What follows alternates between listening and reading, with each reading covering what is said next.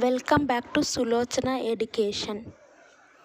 MCom first semester subject financial management subject యొక్క unit 2 problems ఈ వీడియోలో ఎక్స్ప్లెయిన్ చేయడం జరుగుతుంది. ఆల్రెడీ యూనిట్ 1 ప్రాబ్లమ్స్ ఎక్స్ప్లెయిన్ చేయడం జరిగింది. సో వీడియోస్ స్కిప్ చేయకుండా చూడండి. అప్పుడు మీకు ప్రతి కాన్సెప్ట్ అనేది ఈజీగా అర్థమవుతుంది. మీకు అండర్స్టాండబుల్గా అయ్యేటట్టే ఈజీగా ఎక్స్ప్లెయిన్ చేయడం జరిగింది. యూనిట్ 1 ప్రాబ్లమ్స్ చూడండి. అండ్ ఈ వీడియోలో యూనిట్ 2 ప్రాబ్లమ్స్ ఎక్స్ప్లెయిన్ చేయడం జరుగుతుంది. ఫైనాన్షియల్ మేనేజ్మెంట్ సబ్జెక్టుకి సంబంధించినది. అండ్ టెలిగ్రామ్ ఛానల్లో కూడా జాయిన్ కండి. టెలిగ్రామ్ ఛానల్లో ఇక్కడ ఏవైతే ఎక్స్ప్లెయిన్ చేయడం జరుగుతుందో వాటిని పీడిఎఫ్ ఫార్మాట్లో టెలిగ్రామ్ ఛానల్లో అప్లోడ్ చేయడం జరుగుతుంది. థియరీ క్వశ్చన్స్ యొక్క ఆన్సర్స్. సో మనం యూనిట్ 2లో ప్రాబ్లమ్స్ చూద్దాం. మీకు వీడియోస్ యూస్ఫుల్ అనిపిస్తే సబ్స్క్రైబ్ చేయండి, లైక్ చేయండి, కామెంట్ చేయండి, మీ ఫ్రెండ్స్కి షేర్ చేయండి.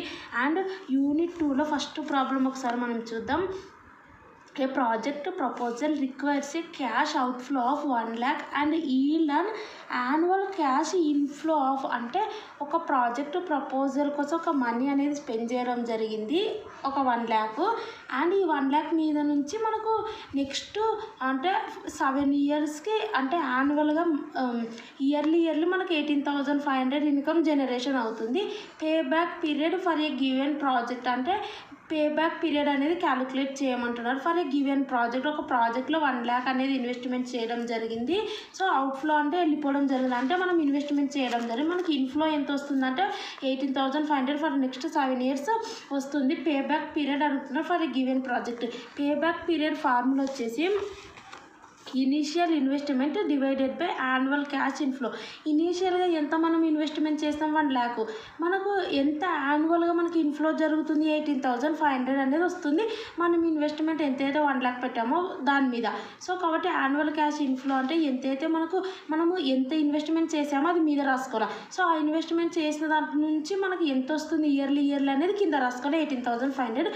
సో ఇది డివైడెడ్ బై ఇది చేస్తే మనకు 5.4 వస్తుంది. 5.4 years వచ్చేసి పే బ్యాక్ పీరియడ్. సో ఇది. అండ్ నెక్స్ట్ క్వశ్చన్ చూద్దాం. నెక్స్ట్ క్వశ్చన్ వచ్చేసి చూడండి.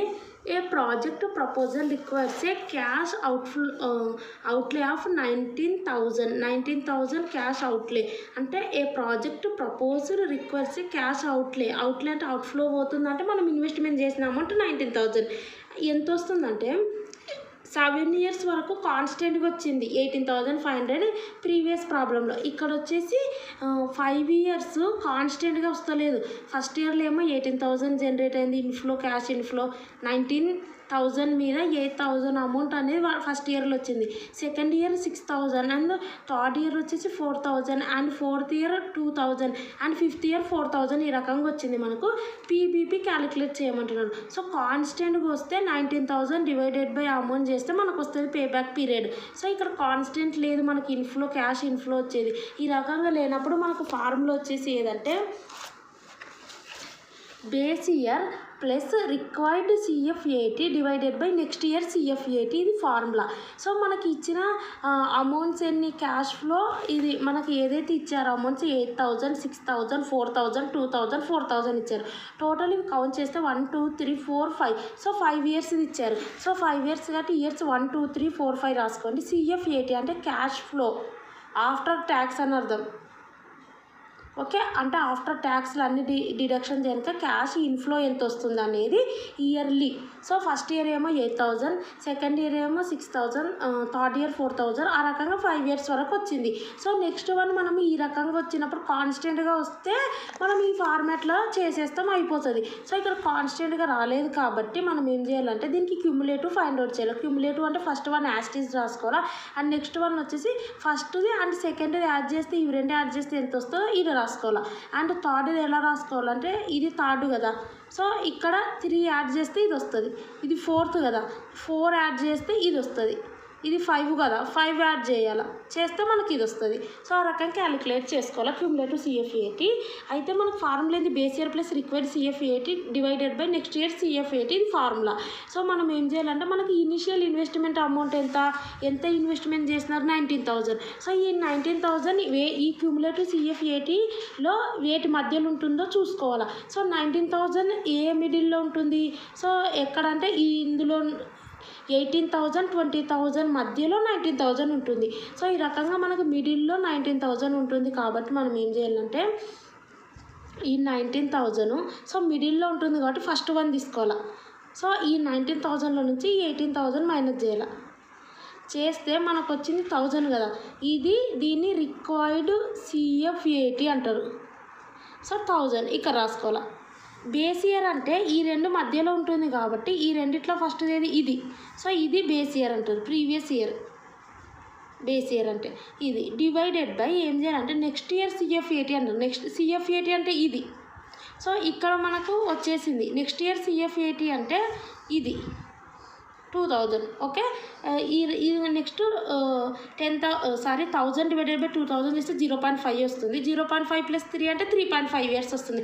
సో ఈ రకంగా మనకు కాన్స్టెంట్ రానప్పుడు మనం ఏం చేయాలంటే సో ఇచ్చిన వాల్యూస్ని ఫస్ట్ క్యూములేట్ చేయాలి. ఫస్ట్ వన్ యాసిడ్ రాసుకోవాలి. నెక్స్ట్ చేసేటప్పుడు ఈ 2 యాడ్ చేస్తే ఇది వస్తుంది. ఇది రావాలంటే ఈ స్ట్రైట్ ఉన్న ఈ 3 యాడ్ చేయాలి ముందున్నటివి. ఇది రావాలంటే ఇక్కడున్న స్ట్రైట్తో అండ్ ముందున్నటివి కూడా యాడ్ చేస్తే ఇది వస్తుంది. ఇది రావాలంటే ఈ స్ట్రైట్ ఉన్న ఇదితో పాటు దీనికంటే ముందున్నటివి యాడ్ చేస్తే ఇది వస్తుంది. వచ్చినప్పుడు మన ఇన్వెస్ట్మెంట్ అమౌంట్ ఎంత 19,000. వేటి మధ్యలో ఉందో చూసుకోవాలి. ఈ రెండింటి మధ్యలో ఉంది కాబట్టి సో ఇందులో నుంచి 19,000 మైనస్ చేస్తే అంటే 19,000లో నుంచి ఇది మైనస్ చేస్తే మనకు 1000 వస్తుంది. దాన్ని రిక్వైర్డ్ CF80 అంటారు. నెక్స్ట్ ఇయర్ CF80 అంటే ఇవి CF80లు కదా. సో ఇక్కడ మనం ఈ మధ్యలో ఉంటుంది కాబట్టి సో లాస్ట్ది ఈ 2000 తీసుకోవాల్సి ఉంటుంది. అది మనకు next year CF80. So base ఇయర్ది తీసుకోవద్దు. బేస్ ఇయర్ తర్వాత ఉన్నది బేస్ ఇయర్ అంటే ఇది కదా. ఈ ఇయర్ తర్వాత నెక్స్ట్ ఇయర్ CF80 ఇది. సో ఇది తీసుకోవాలి. ఆ రకం క్యాలిక్యులేట్ చేస్తే మనకు PBP వస్తుంది. నెక్స్ట్ క్వశ్చన్ చూద్దాం. నెక్స్ట్ క్వశ్చన్ వచ్చేసి calculate PBP for the following projects. Each project requires initial cash outflow. అంటే ఈచ్ ప్రాజెక్ట్కి ఎంత ఇన్వెస్ట్మెంట్ చేసినారంటే 1 lakh ఇన్వెస్ట్మెంట్ చేసినారు. PBP క్యాలిక్యులేట్ చేయమంటున్నారు. మనకు PBP వచ్చేసి 5 years, number of years 5 years. మనకు ఈ 1 lakh మీద మనకు అమౌంట్ జనరేట్ అవుతుంది. యాన్యువల్గా ఇంత వస్తుంది, కొంచెం వస్తుంది amount. Suggest which project should be accepted. అంటే మనకు 3 ప్రాజెక్ట్స్ ఇచ్చినారు. సో 3 ప్రాజెక్ట్స్ ఇచ్చినారు. మనం ఫస్ట్ ఆఫ్ ఆల్ ఏ ప్రాజెక్ట్ యాక్సెప్ట్ చేస్తారు అనేది ఇక్కడ క్వశ్చన్ అడుగుతున్నారు.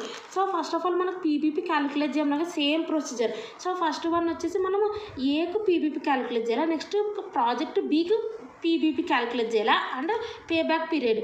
ప్రాజెక్ట్ Cకు పేబ్యాక్ పీరియడ్ క్యాలిక్యులేట్ చేయాల్సి ఉంటుంది. ఫస్ట్ వన్ ఎలా క్యాలిక్యులేట్ చేస్తాం? Initial investment 1 lakh divided by same ఉంది కాబట్టి డివైడెడ్ బై 30,000 చేస్తే ఆన్సర్ వస్తుంది. నెక్స్ట్ వన్ ఎలా క్యాలిక్యులేట్ చేయాలి? దీని మీద క్యూములేటివ్ క్యాలిక్యులేట్ చేసి ఈ 1 lakh దేని మధ్యలో ఉందో అనేది చెక్ చేసుకోవాలా. ఆ రకంగా చెక్ చేసుకుంటే మనకు తెలుస్తుంది. ఫస్ట్ వన్ వచ్చేసి ప్రాజెక్ట్ ఏ వచ్చేసి ఈ రకంగా చేస్తే అయిపోతుంది. నెక్స్ట్ వన్ వచ్చేసి వాళ్ళు ఇచ్చిన అమౌంట్లు ఇవి ఇచ్చినారు. దీని క్యూములేటివ్ 30 ఫస్ట్ది, సెకండ్ది ఇవి 2 చేస్తే ఇది వస్తుంది. థర్డ్ది ఇది, దీనికంటే ముందు 2 ఉండేటివి, ఇది దీనికంటే ముందు 3 ఉన్నాయి కదా అవన్నీ ప్లస్ చేయాలి. ఇది ఎలా వస్తుంది? ఇది దీనికంటే ముందు 4 ఉన్నాయి కదా ఇవన్నీ ప్లస్ చేస్తే ఇది వస్తుంది. సో ఆ రకం చేసినాక మనకు 1 lakh కదా. 1 lakh దేని మధ్యలో ఉంటుంది? దీనికి మధ్యలో ఉంటుంది. సో 1 lakhలో నుంచి 90,000 మైనస్ చేస్తే మనకు వచ్చేది రిక్వైర్డ్ CF80. సో ఆ రకం నేను డైరెక్ట్ రాయడం జరిగింది. కానీ required CF80 equal to 1 lakh minus 90,000 equal to మనకు 10,000 వస్తుంది. ఆ రకంగా మీరు ఎలాబరేట్ చేసి తర్వాత ఫార్ములాలో ఇన్సర్ట్ చేయండి. నెక్స్ట్ ఇయర్ CF80 అంటే బేస్ ఇయర్ అంటే ఏంది? దీనిదే 3. సో నెక్స్ట్ ఇయర్ CF80 అంటారు కాబట్టి ఇది తీసుకోవాలి 20,000. ఇంకా దీన్ని క్యాలిక్యులేట్ చేస్తే మనకు పేబ్యాక్ పీరియడ్ వస్తుంది. సో ప్రాజెక్ట్ Cది కూడా సేమ్ యాస్టేజ్ చూసుకోండి. మనకు 5th year ఏమి ఇవ్వలేదు. సో జస్ట్ ఎంటీ పెట్టినారు. సో ఎంటీ మనం పెట్టుకొని సో దీనికి సంబంధించి క్యూములేటివ్ ఫైండ్ అవుట్ చేయరా. సో 1 lakh దేని మధ్యలో వస్తుంది? ఇందులో నుంచి వస్తుంది. సో ఈ 70,000 1 lakh డిఫరెన్స్ ఎంత? 30,000. That is required CF80. So ఇది నెక్స్ట్ ఇయర్ CF80. ఇదేమో 3 అనేది బేస్ ఇయర్. సో క్యాలిక్యులేట్ చేస్తూ వస్తుంది. Next which project should be accepted అన్నారు. సో మనకు ఏ ప్రాజెక్ట్ యాక్సెప్ట్ చేస్తారో అని అన్నారు. సో ఇక్కడ మనం చూస్తే ఇక్కడ వీళ్ళు ఏమన్నారు? All projects are acceptable. ఇక్కడ చూస్తే in the given problem PBP for all projects. ఇక్కడ చూస్తే so all 3 projects are acceptable to rank the project is given first rank. And ఇక్కడ చూడండి ఎందుకంటే PBP is less than other 2 projects B and C. So ఇక్కడ మనం PBPలు చూస్తే వీళ్ళు వచ్చేసి ఫస్ట్ ప్రాజెక్ట్ ఆల్ ప్రాజెక్ట్స్. ఇక్కడ మన కంక్లూజన్ ఏం రాయాలంటే ఇక్కడ ఆల్ ప్రాజెక్ట్స్ ఆర్ యాక్సెప్టబుల్. ఎందుకంటే అన్ని పాజిటివ్ వాల్యూస్ ఉన్నాయి, కొన్ని నెగిటివ్ వాల్యూస్ ఉంటాయి. అప్పుడు ప్రాజెక్ట్స్ అనేవి యాక్సెప్ట్ చేయము. అంటే ఇది చేస్తే మనకు మైనస్ వస్తుంది కొన్ని. సో కాబట్టి అన్ని పాజిటివ్ ఉన్నాయి కాబట్టి ఆల్ ప్రాజెక్ట్స్ ఆర్ యాక్సెప్టబుల్. కానీ ర్యాంక్ ప్రకారంగా చూస్తే ప్రాజెక్ట్ ఏ అనేది యాక్సెప్ట్ చేస్తాం. Then B and C. ఎందుకంటే ఈ యొక్క ఏమంటారు 3.3 years అనేటివి పీపీపీ కదా, ఇది అనేది PBP A project is 3 is less than okay B and C అంటే ఇయర్స్ తక్కువ ఉండాలి ఆ ప్రాజెక్ట్ యాక్సెప్ట్ చేస్తాం. ఇక్కడ 3.3 ఉంది, సెకండ్దేమో 3.5 ఉంది, థర్డ్దేమో 3.75 ఉంది. దీంట్లో తక్కువ ఉన్నది ఏది ఇది. సో కాబట్టి ఇది యాక్సెప్ట్ చేస్తాం ఈ రెండింటికంటే అని. సో నెక్స్ట్ క్వశ్చన్ చూద్దాం. మనకు 4th క్వశ్చన్ చూడండి. 4th క్వశ్చన్ మీకు హోంవర్క్ ఇవ్వడం జరుగుతుంది. ఇక్కడ చూస్తే the following details related to 3 mutually exclusive projects, find PBP for all the 3 projects. So next వచ్చేసి ఇక్కడ 3 years ఇచ్చినారు అండ్ ప్రాజెక్ట్ యొక్క అవుట్లే ఇనిషియల్ ఇన్వెస్ట్మెంట్ 1 lakh ఇచ్చినారు. ఇక్కడ చూడండి మనకి ఏమి ఇచ్చినారంటే ఫస్ట్ వన్ వచ్చేసి కాన్స్టెంట్ ఇచ్చినారు. కాన్స్టెంట్ కాబట్టి ఇనిషియల్ ఇన్వెస్ట్మెంట్ డివైడెడ్ బై 30,000 చేయాలి. ఓకే, ఇనిషియల్ ఇన్వెస్ట్మెంట్ ఎంత మనకు 1 lakh. Okay, divided by 30,000 same ఉంది కాబట్టి మనం ఇంకా నెక్స్ట్ 30,000 అని రాసుకోవాలి. ఇది చేస్తే మనకు వస్తుంది. నెక్స్ట్ వన్ వచ్చేసి ఇక్కడ మనకు ఇవి మనకు సేమ్ లేవు కాబట్టి దీన్ని క్యూములేటివ్ క్యాలిక్యులేట్ చేసి ఇది ప్రొసీజర్ చెప్పినా కదా. సో ఇది కూడా యాస్టీస్ ఆ రకంగానే చేయాలి. సో ఇది హోంవర్క్ మీకు ఇవ్వడం జరుగుతుంది. నెక్స్ట్ క్వశ్చన్ చూద్దాం. అండ్ ఇక్కడ నెక్స్ట్ క్వశ్చన్ చూస్తే ఇక్కడ వీళ్ళు ఏమడుగుతున్నారంటే అకౌంటింగ్ రేట్ ఆఫ్ రిటర్న్ అడుగుతున్నారు. మనం ఇంతదాకా ఏం పీబీపీ టాపిక్ అనేది కంప్లీట్ అయిపోయింది. పీబీపీ కంప్లీట్ అయిపోయింది. Okay, next accounting rate of return topic చూద్దాం. అకౌంటింగ్ రేట్ ఆఫ్ రిటర్న్ అంటే ఫస్ట్ ఆఫ్ ఆల్ మనం ఫార్ములా చూద్దాం. Accounting rate of return formula వచ్చేసి మనకి ఏంది average profits divided by average investments into 100, that is accounting rate of return profit. ఇప్పుడు మనకు వీళ్ళు ఏమి ఇచ్చినారో చూద్దాం. సో నేను స్పీడ్గా ఎక్స్ప్లెయిన్ చేయడం జరుగుతుంది ఎందుకంటే మీకు సో తక్కువ వీడియో లెంత్ ఉంటే మీరు కూడా చూస్తారు, ఎగ్జామ్కి ప్రిపేర్ కావడానికి మీకు కూడా టైం ఉంటుంది కదా. సో అందుకు సో ఇక్కడ మనకి ఏంది average profits divided by average investments into 100. So ఇక్కడ మనకి ఏమి ఇచ్చినారంటే ఇన్వెస్ట్మెంట్ అమౌంట్ ఇచ్చినారు, స్క్రాప్ వాల్యూ ఇచ్చినారు, so profits after depreciation after tax ఇచ్చినారు ఇక్కడ. ఓకే చూడండి కదా, ప్రాఫిట్ ఇచ్చినారు ఆఫ్టర్ డిప్రిషియేషన్ ఆఫ్టర్ ట్యాక్స్ తర్వాత 4 years ప్రాఫిట్స్ ఇచ్చినారు, ఒక ఇన్వెస్ట్మెంట్ అమౌంట్ ఇచ్చినారు, స్క్రాప్ వాల్యూ ఇచ్చినారు. 4 years ఇది. Accounting rate of return calculate చేయమంటే ఫార్ములా వచ్చేసి average profits divided by average investments into 100. Average profit అంటే total profit divided by total profits అంటే అక్కడ 4 ఇచ్చినారు డివైడెడ్ బై 4 చేస్తే మనకు యావరేజ్ ప్రాఫిట్స్ వస్తుంది. యావరేజ్ ఇన్వెస్ట్మెంట్స్ అంటే initial investment plus scrap value. Scrap value ఇక్కడ మైనస్ చేసినారు ఇక్కడ చూడండి, కానీ నేను ఆల్రెడీ గూగుల్లో కూడా సెర్చ్ చేసిన ఫార్ములా ఎలా ఉంటుందని ప్లస్ స్క్రాప్ వాల్యూనే కరెక్ట్ ఫార్ములా. ఎందుకంటే మనం ఎంత ఇన్వెస్ట్మెంట్ చేసినాం అంటే డిప్రిషియేషన్ అడుగుతలేరు వీళ్ళు. సో ఇక్కడ వీళ్ళు ఇన్వెస్ట్మెంట్ ఎంత అంటున్నారు. సో యావరేజ్ ఇన్వెస్ట్మెంట్ అంటే total investments divided by 2. Total investments అంటే ఇనిషియల్గా 6 lakhs ఇన్వెస్ట్ చేస్తున్నారు, స్క్రాప్ వాల్యూ కూడా పడింది. సో ఇన్వెస్ట్మెంట్ అంటే అర్థమైన ఒక బైక్ మనం పర్చేజ్ చేస్తే దానికి పెట్టిన ఖర్చు అంతా కూడా మనం దగ్గర నుంచి మనీ పోతుంది కాబట్టి అంత అమౌంట్ మనం ఇన్వెస్ట్మెంట్ చేసినట్టు లెక్క దానికోసం. సో కాబట్టి ఇక్కడ మనకి ఏమేమి ఉన్నాయి, initial investment 6 lakhs, scrap value 30. So కాబట్టి 6 lakhs ప్లస్ 30,000 డివైడెడ్ బై 2 ఇలా చేస్తే మనకి ఇది వస్తుంది. 2 అనేది ఎన్ని కాదు, ఇక్కడ నెంబర్ ఆఫ్ ఇయర్స్ తీసుకున్నాం కదా అట్లా కాదు, ఇక్కడ స్టాండర్డ్గా ఉంటుంది. డివైడెడ్ బై 2 అనేది యావరేజ్ ఇన్వెస్ట్మెంట్. సో ఆ రకంగా చేస్తే మనకి ఇది వస్తుంది. అకౌంటింగ్ రేట్ ఆఫ్ రిటర్న్ అంటే average profits divided by average investments into 100. Average profit is 45,000 divided by average investments అంటే initial investment plus scrap value divided by 2 years వస్తుంది. అది ఇంటూ 100 చేస్తే ఇది డివైడెడ్ బై చేస్తే ఇది వస్తుంది, ఇంటూ 100 చేస్తే 14.29% వస్తుంది. This is accounting rate of return. And next question చూద్దాం. ఇక్కడ కూడా మనకి ఏమి ఇచ్చినారంటే ఎప్పుడైనా గుర్తుపెట్టుకోండి, మనకి ఇక్కడ కూడా అకౌంటింగ్ రేట్ ఆఫ్ రిటర్న్ అడిగినారు. ఒకసారి చూడండి ఏ మెషిన్ కాస్ట్, కానీ ఇక్కడ మనకి ఏమి ఇవ్వలేదు. మీరు గమనిస్తే అకౌంటింగ్ రేట్ ఆఫ్ రిటర్న్ అయినా సరే ఇది అకౌంటింగ్ రేట్ ఆఫ్ రిటర్న్ అనేది ఎలా చెక్ చేయాలంటే ఒకసారి చూడండి. మెషిన్ ఇచ్చినారు, నో స్క్రాప్ వాల్యూ అన్నారు, 5 years ఇచ్చినారు. So it is depreciated on straight line basis అన్నారు. So expected net earnings after depreciation and taxes. ఇంకా ఇక్కడ ప్రాఫిట్స్ ఇచ్చినారంటే అర్థమైంది. ప్రాఫిట్స్ ఎక్కడ ఉంటాయి మనకు, average profits divided by average investments into 100.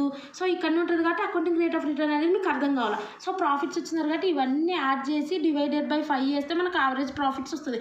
Average investment ఎలా వస్తుంది, 1 lakh ప్లస్ స్క్రాప్ వాల్యూ ఇవ్వలేదు కాబట్టి చేయలేము, డివైడెడ్ బై 2 చేస్తే 50,000 వస్తుంది. సో ఇక్కడ ప్రాఫిట్స్ ఇచ్చినారంటే అర్థం మీరు అకౌంటింగ్ రేట్ ఆఫ్ రిటర్న్ చేయాలనేది. ఇంకా ఈ రకంగా మనం ఫార్ములాలు ఇన్సర్ట్ చేస్తే అయిపోతుంది. ఇది హోంవర్క్ చేయండి. అండ్ నెక్స్ట్ క్వశ్చన్ చూద్దాం మనం. ఇక్కడ వీళ్ళు ఏమడిగినారంటే ఒకసారి నెక్స్ట్ క్వశ్చన్ వచ్చేసి 7th క్వశ్చన్ వీళ్ళు a project requires initial investment of 50,000 accepted to generate 10,000, 12,000, 15,000, 20,000, 18,000 as cash flows before tax 40%. It is further అంటే మనకి క్యాష్ ఫ్లో ఆఫ్టర్ ట్యాక్స్ వస్తే మనము ఏం చేస్తాం అటన్నిటి యాడ్ చేస్తాము. వీళ్ళు ఏం అడుగుతున్నారు, ఇక్కడ పీబీపీ అడుగుతున్నారు, ఏఆర్ఆర్ అడుగుతున్నారు. మనకి ఏం కావాలా, ఇనిషియల్ ఇన్వెస్ట్మెంట్ కావాలా, కాన్స్టెంట్గా ఉందా, ఇన్ఫ్లో యాన్యువల్ ఇన్ఫ్లో అనేది కాన్స్టెంట్గా లేదు.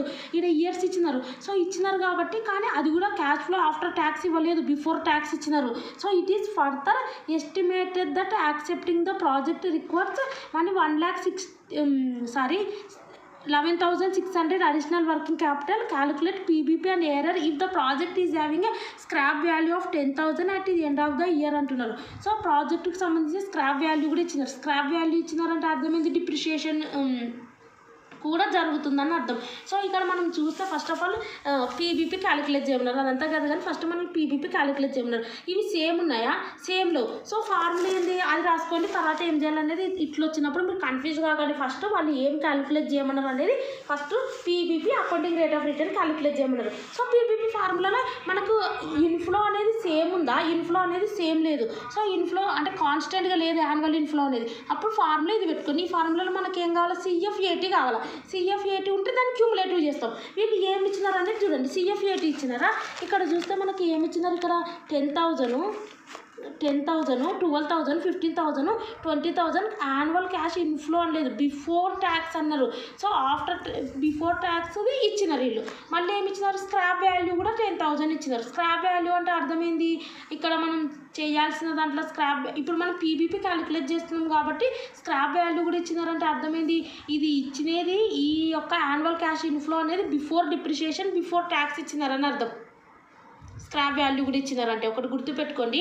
సో ఇక్కడ మనకు యాన్యువల్ క్యాష్ ఇన్ఫ్లో ఇచ్చినారంటే, సో స్క్రాప్ వాల్యూ కూడా ఇచ్చినారంటే అర్థం ఏంటంటే మనకు బిఫోర్ డిప్రిషియేషన్ బిఫోర్ ట్యాక్స్ ఇచ్చినారని అర్థం. సో కాబట్టి మనం డిప్రిషియేషన్ ట్యాక్స్ కట్ చేసిన తర్వాత వచ్చిన క్యాష్ ఫ్లో ఆఫ్టర్ ట్యాక్స్ వస్తుంది సిఎఫ్ఏటీ, దాన్ని క్యూములేట్ చేసి పేబ్యాక్ పీరియడ్కి అనుకుంటాం.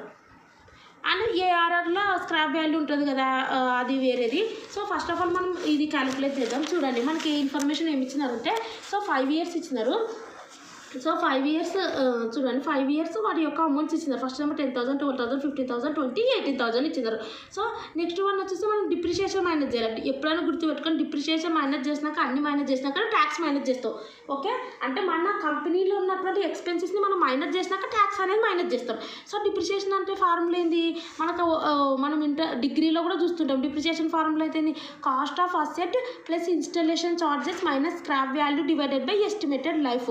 సో ఇక్కడ స్క్రాప్ వాల్యూ మైనస్ చేస్తాం, ఎందుకంటే డిప్రిషియేషన్ చేస్తున్నాం కాబట్టి ఒరిజినల్గా వాల్యూ ఎంత ఉందన్నప్పుడు స్క్రాప్ వాల్యూలు అవన్నీ మైనస్ చేస్తాం మనం ఏవైతే ఉన్నాయో. కానీ యావరేజ్ ఇన్వెస్ట్మెంట్లో మాత్రం మొత్తం నువ్వు ఎంత ఇన్వెస్ట్మెంట్ చేస్తున్నావు దేంట్ల మీద అంతా కూడా యాడ్ చేయాల్సి వస్తుంది అక్కడ. సో ఇక్కడ మనకు మెయిన్ వచ్చేసి depreciation formula cost of asset installation charges plus చేయాలి, స్క్రాప్ వాల్యూ ఉంటే మైనస్ చేయాలి, divided by estimated life. Cost of asset ఎంత, 50,000. సో 50,000 ఎలా ఇచ్చినారంటే ఇనీషియల్గా ఇన్వెస్ట్మెంట్ చేసినదే మనం ఒక అసెట్ మీద కదా ఇన్వెస్ట్మెంట్ చేసేది, అదే మనకు 50,000. సో అది 50,000 మైనస్ ఇన్స్టాలేషన్ ఛార్జెస్ ఇస్తే ప్లస్ చేసుకోవాలి. లేదు స్క్రాప్ వాల్యూ ఇచ్చినారు కదా 10,000 డివైడెడ్ బై ఎస్టిమేటెడ్ లైఫ్ అంటే 1, 2, 3, 4, 5 years అమౌంట్ ఇచ్చినారంటే 5 years అని అర్థం. సో ఇది క్యాలిక్యులేట్ చేస్తే 8,000 వస్తుంది. సో ఈ 8,000 అనేది ప్రతి ఇయర్కి సేమ్. సో కాబట్టి 5 years సేమ్ రాసుకొని నెక్స్ట్ ఇది క్యాష్ ఫ్లో బిఫోర్ ట్యాక్స్, ఇది మనకి ఇచ్చినది ఇన్ఫర్మేషన్. సో మనం ట్యాక్స్ మైనస్ చేయాలంటే ఫస్ట్ డిప్రిషియేషన్ ఇన్ఫర్మేషన్ ఇచ్చినారు కాబట్టి డిప్రిషియేషన్ వాల్యూస్ మైనస్ చేయాలి. సో డిప్రిషియేషన్ వాల్యూస్ మైనస్ చేస్తే మనకి ఏమొస్తుంది, ప్రాఫిట్ బిఫోర్ ట్యాక్స్ వస్తుంది. ఇందులో నుంచి మైనస్ చేస్తే ప్రాఫిట్ బిఫోర్ ట్యాక్స్ వస్తుంది. సో నెక్స్ట్ ఇంకా మనం డిప్రిషియేషన్ మైనస్ చేసినాం కదా, సో డిప్రిషియేషన్ ఇందులోంచి మైనస్ చేస్తే మనకు ఇది వస్తుంది. సో మనం ఇంకా డిప్రిషియేషన్ మైనస్ చేసినాం కాబట్టి నెక్స్ట్ ఇది ఏమంటారు, ప్రాఫిట్ బిఫోర్ ట్యాక్స్.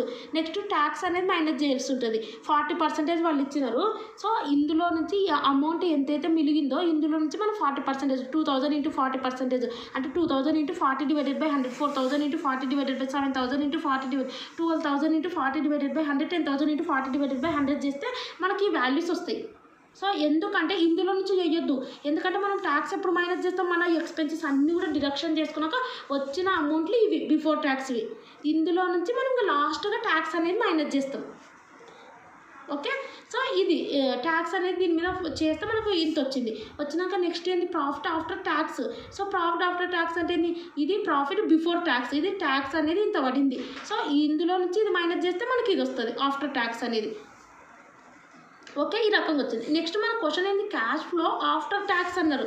సో ఈ రకంగా after tax cash flow after tax అన్నారు కాబట్టి మనకి ఏంటంటే ఇక్కడ first cash flow before tax అంటే ఇవి కదా వాళ్ళు ఇచ్చినది. ఇందులో నుంచి మనం ఏం చేయాలంటే ఇందులో నుంచి ట్యాక్స్ అమౌంట్ అనేది మైనస్ చేయాలి. సో ఈ 800 మైనస్ చేస్తే ఇది వస్తుంది.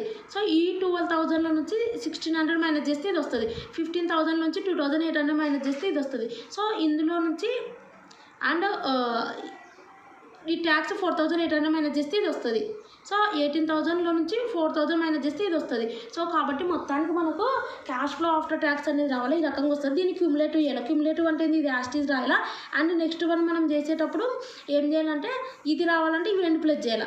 సో ఇది రావాలంటే ఇది అండ్ దీనికంటే ఉన్న రెండు ప్లస్ చేయాలి. ఇది రావాలంటే ఇది అండ్ దీనికంటే ఉన్న 3 ప్లస్ చేయాలి. ఇది రావాలంటే ఇది అన్ని ప్లస్ చేయాలి. సో కాబట్టి మనకు క్యాష్ ఫ్లో ఆఫ్టర్ ట్యాక్స్ రావాలంటే ఫస్ట్ ఆఫ్ ఆల్ మనకు ట్యాక్స్ రేట్ అనేది మనకు తెలియాలి. ఎందుకంటే ఈ ట్యాక్స్ రేట్లు తెలిస్తేనే ఈ క్యాష్ ఫ్లో బిఫోర్ ట్యాక్స్లో నుంచి ఈ ట్యాక్స్ రేట్ మైనస్ చేస్తే మనకి క్యాష్ ఫ్లో ఆఫ్టర్ ట్యాక్స్ వస్తుంది. ఈ ట్యాక్స్ రేట్ తెలియాలంటే ఫస్ట్ ఆఫ్ ఆల్ మనం డిప్రిషియేషన్ మైనస్ చేయాలి. డిప్రిషియేషన్ మైనస్ చేసిన తర్వాత వచ్చిన వాల్యూస్ని 40% చేస్తే మనకి ఇవి వస్తాయి. సో ఇది అండ్ ఇందులో నుంచి ఇది మైనస్ చేస్తే ఇది వస్తుంది. అండ్ ఇది ఎందుకు పిఏటి ఎందుకు అవసరం, ఇది ఎందుకు పెట్టినారంటే నెక్స్ట్ మనకు అకౌంటింగ్ రేట్ ఆఫ్ రిటర్న్ ఉంది కదా, దానికి యూజ్ అవుతుందని ఇది పెట్టినాం. సో కాబట్టి అక్కడ ఇది అవసరం. కాబట్టి ఇందులో నుంచి ఇది మైనస్ చేస్తే ప్రాఫిట్ ఆఫ్టర్ ట్యాక్స్ వస్తుంది. అది నెక్స్ట్ ఇక్కడ చూడండి మనకు ఫార్ములా వచ్చేసి ఏంది. సో మనకి ఇనిషియల్ ఇన్వెస్ట్మెంట్ ఎంత 50,000 ఏ దాని మధ్యలో ఉంది, ఈ క్యూములేటివ్లోనే చూసుకోవాలి కదా. సో ఇందులో నుంచి 50,000 వచ్చేసి ఎక్కడ మధ్య ఇందులో నుంచి 50,000. సో 50,000 వచ్చేసి మనకు ఇనిషియల్ ఇన్వెస్ట్మెంట్ 50,000 కాబట్టి ఇది మధ్యలో ఉంటుంది. సో ఇది మధ్యలో ఉంటుంది కాబట్టి మనం నెక్స్ట్ వచ్చేసి ఇది మధ్యలో ఉంటుంది కాబట్టి ఆ 50,000 47,000 మైనస్ చేస్తే మనకు 3,000 వస్తుంది. ఇది నెక్స్ట్ వచ్చేసి మనకు ఇది బేస్ ఇయర్ది 4 పెట్టుకోవాలా, నేను ఇక్కడ 3 పెట్టుకోవడం జరిగింది. ఓకే, ఇది అండ్ నెక్స్ట్ వన్ వచ్చేసి ఇది మనకు 14,000 అనేది ఏమైపోతుంది కిందికి వచ్చేస్తుంది. Next year CFAT. సో ఇది క్యాలిక్యులేట్ చేస్తే మనకి ఇది 0.2 వస్తుంది. ఇక్కడ 4 ఉంది. సో ఇది డివైడెడ్ బై ఇది చేస్తే మనకు 0.2 వస్తుంది. 4 + 0.2 అంటే 4.2 ఇయర్స్ వస్తుంది. ఇది అండ్ నెక్స్ట్ వన్ వచ్చేసి అకౌంటింగ్ రేట్ ఆఫ్ రిటర్న్ కూడా క్యాలిక్యులేట్ చేయాలి. Average profits divided by average investments into 100. So ఎందుకు నేను PAT క్యాలిక్యులేట్ చేసిన అంటే అందుకోసమే. సో మనకు PAT ప్రాఫిట్ ఆఫ్టర్ ట్యాక్స్ కావాలా. సో మనకు క్యాష్ ఫ్లో ఆఫ్టర్ ట్యాక్స్ కాదు కావాల్సింది, మనకు ప్రాఫిట్ ఆఫ్టర్ ట్యాక్స్ కావాలా అకౌంటింగ్ రేట్ ఆఫ్ రిటర్న్లో. సో కాబట్టి ఈ వాల్యూస్ ఇది ఎందుకు చేసిన అంటే అదే, లేదంటే మనకు అకౌంటింగ్ రేట్ ఆఫ్ రిటర్న్ ఇవ్వకపోతే మనకి ఏంది ట్యాక్స్ కావాలి. ట్యాక్స్ కావాలంటే ఫస్ట్ డిప్రిషియేషన్ మైనస్ చేయాలి. మైనస్ చేసినాక ఇది వచ్చింది, దీని మీద ట్యాక్స్లు కడితే ఇది వచ్చేస్తుంది. సో ఇందులో నుంచి ట్యాక్స్ మైనస్ చేస్తే క్యాష్ ఫ్లో ఆఫ్టర్ ట్యాక్స్ వస్తుంది. కానీ అకౌంటింగ్ రేట్ ఆఫ్ రిటర్న్ వాళ్ళు ఇచ్చినారు కాబట్టి మనం average profits divided by average investments into 100 కాబట్టి యావరేజ్ ప్రాఫిట్స్ అంటే ప్రాఫిట్ ఆఫ్టర్ ట్యాక్స్లు ఉన్నటువంటివి ఇవన్నీ కూడా ప్లస్ చేసి డివైడెడ్ బై 5 చేస్తే మనకు యావరేజ్ ప్రాఫిట్స్ వస్తాయి. సో కాబట్టి మనకు ప్రాఫిట్ ఆఫ్టర్ ట్యాక్స్ కావాలంటే బిఫోర్ ట్యాక్స్లో నుంచి ట్యాక్స్ కట్ చేసి మైనస్ చేస్తే ఇవి వస్తాయి. ఇవన్నీ ప్లస్ చేసి డివైడెడ్ బై 5 చేస్తే చూడండి 200, 2,400 ఇవన్నీ 4,200, 7,200, 6,000 ఇవన్నీ ప్లస్ చేసి డివైడెడ్ బై 5 చేస్తే అండ్ నెక్స్ట్ మనకు యావరేజ్ ప్రాఫిట్స్ వస్తుంది. నెక్స్ట్ యావరేజ్ ఇన్వెస్ట్మెంట్స్ అంటే ఫార్ములా ఏంది, initial investments plus scrap value plus additional working capital divided by 2. So initial investment 50,000 plus scrap value. So scrap value అంటే వాళ్ళు మనకు 10,000 ఇచ్చారు ప్లస్ అడిషనల్ వర్కింగ్ క్యాపిటల్ ఉంటే రాసుకోవాలి. అయితే మనకు క్వశ్చన్లు ఇచ్చినారు అడిషనల్ వర్కింగ్ క్యాపిటల్ ఎంత 11,600 ఇచ్చినారు. సో కాబట్టి ఒరిజినల్ ఫార్ములా ఇదేనే, ఇవన్నీ ఉంటాయి. So divided by 2. సో ఈ రకంగా చేస్తే మనకు యావరేజ్ ఇన్వెస్ట్మెంట్స్ వస్తుంది. సో నెక్స్ట్ వన్ వచ్చేసి average profits divided by average investments into 100. 4,200 మనకి ఇది క్యాలిక్యులేట్ చేస్తే వచ్చింది. Divided by average investments 35,800 into 100 చేస్తే మనకు అకౌంటింగ్ రేట్ ఆఫ్ రిటర్న్ వస్తుంది. ఈ రకంగా చేయాలి. అండ్ నెక్స్ట్ క్వశ్చన్ చూద్దాం. అండ్ ఇప్పటి వరకు మనకు టాపిక్స్ ఏమేమి అయిపోయినాయి అంటే పే బ్యాక్ పీరియడ్ అయిపోయింది, అకౌంటింగ్ రేట్ ఆఫ్ రిటర్న్ అయిపోయింది. ఓకే, ఇదేమో కాన్స్టెంట్గా వస్తే ఎట్లా, సో ఇయర్లీ మనకు వచ్చే క్యాష్ అనేది కాన్స్టెంట్గా కాకుండా వస్తే ఎలా చేయాలి అనేది, అకౌంటింగ్ రేట్ ఆఫ్ రిటర్న్ కూడా ఎలా అనేది, యావరేజ్ ప్రాఫిట్ ఎలా క్యాలిక్యులేట్ చేయాలి, యావరేజ్ ఇన్వెస్ట్మెంట్స్, సో అవి చూసుకుంటే సరిపోతుంది. నెక్స్ట్ మనకి ఇక్కడ NPV నెట్ ప్రజెంట్ వాల్యూ మీద టాపిక్ చూద్దాం. నెట్ ప్రజెంట్ వాల్యూ అంటే ఇక్కడ మనకి ఇచ్చినారు. సో ఈ నెట్ ప్రజెంట్ వాల్యూ చాలా ఈజీగా ఉంటుంది. మనకు నెట్ ప్రజెంట్ వాల్యూ అంటే చూడండి, సో ఇది first year, second year, third year, fourth year, fifth year దాని యొక్క అమౌంట్లు. Project A, project B, first of all అక్కడ వరకు ఉండండి. Net present value find out చేయమన్నారు. సో కాబట్టి first year, second year, third year, fourth year, fifth year, so అమౌంట్లు ఇచ్చినారు. దీన్ని క్యాష్ ఫ్లో ఆఫ్టర్ ట్యాక్స్ అంటారు. ప్రాజెక్ట్ ఏది ఇది? ప్రాజెక్ట్ బి చూడండి 1 2 3 4 5 దానికి సంబంధించిన 18 10 10 40 35 ఇచ్చినారు. అది రాసుకోండి ఫస్ట్. అయితే రాసుకున్నాక నెక్స్ట్ ప్రొసీజర్ ఏం చేయాలంటే ప్రజెంట్ వాల్యూ అట్ 12%. ఇక్కడ ఇస్తారు వీళ్ళు కాస్ట్ ఆఫ్ క్యాపిటల్ అను ఏదో ఒకటి అన్నీ ఒక పర్సంటేజ్ ఇస్తారు, 12% ఇస్తారు. సో ఈ 12% మనం రాసుకొని నెక్స్ట్ బాక్స్, ఫస్ట్ బాక్స్ ఇది, సెకండ్ బాక్స్ వాళ్ళు ఇస్తారు, థర్డ్ బాక్స్ మనం ఫైండ్ అవుట్ చేయాలి. సో 12% అన్నప్పుడు ఫార్ములా ఏంటంటే 1/1 + i whole to the power n. I అంటే ఏంటంటే మనకి ఇచ్చిన 12%నే ఐ అంటారు. ఎన్ అంటే ఏంటంటే నువ్వు ఏ ఇయర్ది క్యాలిక్యులేట్ చేస్తుంటే ఆ ఇయర్ ఎన్ అయిపోతుంది. సో 1/1 + 0.12 అయితే common, whole to the power N కదా. ఎన్ అంటే ఏంది? ఫస్ట్ ఇయర్ కాబట్టి 1, నెక్స్ట్ సెకండ్ ఇయర్ కాబట్టి 2, థర్డ్ ఇయర్ కాబట్టి 3, ఫోర్త్ ఇయర్ కాబట్టి 4, 5 ఇయర్ కాబట్టి 5. సో ఇది అనేది మారదు, 0.12. సో దీన్ని క్యాలిక్యులేట్ చేస్తే ఏమొస్తుంది? 1/1 + 0.12 అంటే 1.12 వస్తుంది. 1/1.12 చేస్తే ఇది వస్తుంది. సో 1/1.12 హోల్ స్క్వేర్ అంటే 1.12 × 1.12 చేస్తే ఇక్కడ వాల్యూ వస్తుంది. 1/that దట్ వాల్యూ చేస్తే ఇది వస్తుంది. ఇది 1.12 × 1.12 ఆ రకంగా 3 టైమ్స్ మల్టిప్లై చేస్తే ఇక్కడ వాల్యూ వస్తుంది. 1/that వాల్యూ చేస్తే ఇది వస్తుంది. సో ఇది 4 టైమ్స్ చేయాలి, 1/that వాల్యూ చేస్తే ఇది వస్తుంది. ఇది 5 టైమ్స్ 1/this వాల్యూ ఇది వస్తుంది. ఈ రకంగా వచ్చినాక ఇది వచ్చేసి present value of cash flow after tax. ఇది ఎలా వస్తుందంటే వాళ్ళు ఇవి ఇచ్చింటారు కదా ఫస్టే, వీటిని మనం కనుక్కునేటివి మల్టిప్లై చేయాలి అంతే. 35 × this ఇది, 80 × this ఇది. సో ఇది ఇంటూ ఇది వేస్తే ఇది వస్తుంది, ఇది ఇంటూ ఇది వేస్తే ఇది వస్తుంది, ఇది ఇంటూ ఇది వేస్తే ఇది వస్తుంది. సో వీటన్నిటి యాడ్ చేస్తే ఇది వస్తుంది. ఇది వచ్చినాక మనం ఏం చేయాలంటే ఇందులో నుంచి మనకు వాళ్ళు ఇక్కడ ఒకటి ఇచ్చినారు కదా 0 ఇయర్ అని 200. సో అది మైనస్ చేసుకోవాలి. మైనస్ చేసుకుంటే మనకు ప్లస్ ఉంది కదా, ఇందులో మైనస్ చేసి 18.135 అయింది అది. సో నెక్స్ట్ వన్ వచ్చేసి కూడా వీళ్ళు ఇవి ఇచ్చినారు ప్రాజెక్ట్వి. ఇంకా ఇవి సేమ్ యాక్టివిటీస్ నేను ఏం చెప్పినాను 12% కాబట్టి. సో 1 ఫార్ములా ఏం చెప్పిన 1/1 + i whole to the power n, IEN. So IEN 3. So సేమ్గా 12% కాబట్టి ఈ వాల్యూస్ ఎలా క్యాలిక్యులేట్ చేసినామో సేమ్ అవే వస్తాయి. ఓకే, ఇది ఇంటూ ఇది చేస్తే ఇది వస్తుంది, ఇది ఇంటూ ఇది చేస్తే ఇది వస్తుంది, ఇది ఇంటూ ఇది చేస్తే ఇది వస్తుంది, ఇది ఇంటూ ఇది చేస్తే, సో ఇది ఇంటూ ఇది చేస్తే ఇది వస్తుంది. వీటన్నిటిని యాడ్ చేస్తే ఇది వస్తుంది 76.44. సో నెక్స్ట్ వన్ ఈ 76.44 నుంచి ఏది మైనస్ చేయాలా? అలా ఏమో ఇచ్చినారు కదా 200. సో అది మైనస్ చేస్తే ఇది వస్తుంది. వీళ్ళు ఏమంటున్నారంటే rank the project according to it అన్నారు. ప్రాజెక్ట్ ర్యాంక్ ఇవ్వాలంట. మనం ఎట్లా ర్యాంక్ ఇస్తాం? ఒకటేమో మైనస్ ఉంది, ఒకటేమో ప్లస్ ఉంది. ఏ దానికి ర్యాంక్ ఇస్తాం? ప్రాజెక్ట్ ఏకి ర్యాంక్ ఇచ్చేస్తాం, ఎందుకంటే project B is minus. So కాబట్టి మనం company should accept project A and reject project B because negative value. అదే. సో 9th క్వశ్చన్ చూడండి. ఇక్కడ 9th క్వశ్చన్ కూడా వీళ్ళు ఏమన్నారు ఎన్పివి క్యాలిక్యులేట్ చేయమన్నారు. దీన్ని నెట్ ప్రజెంట్ వాల్యూ అంటారు.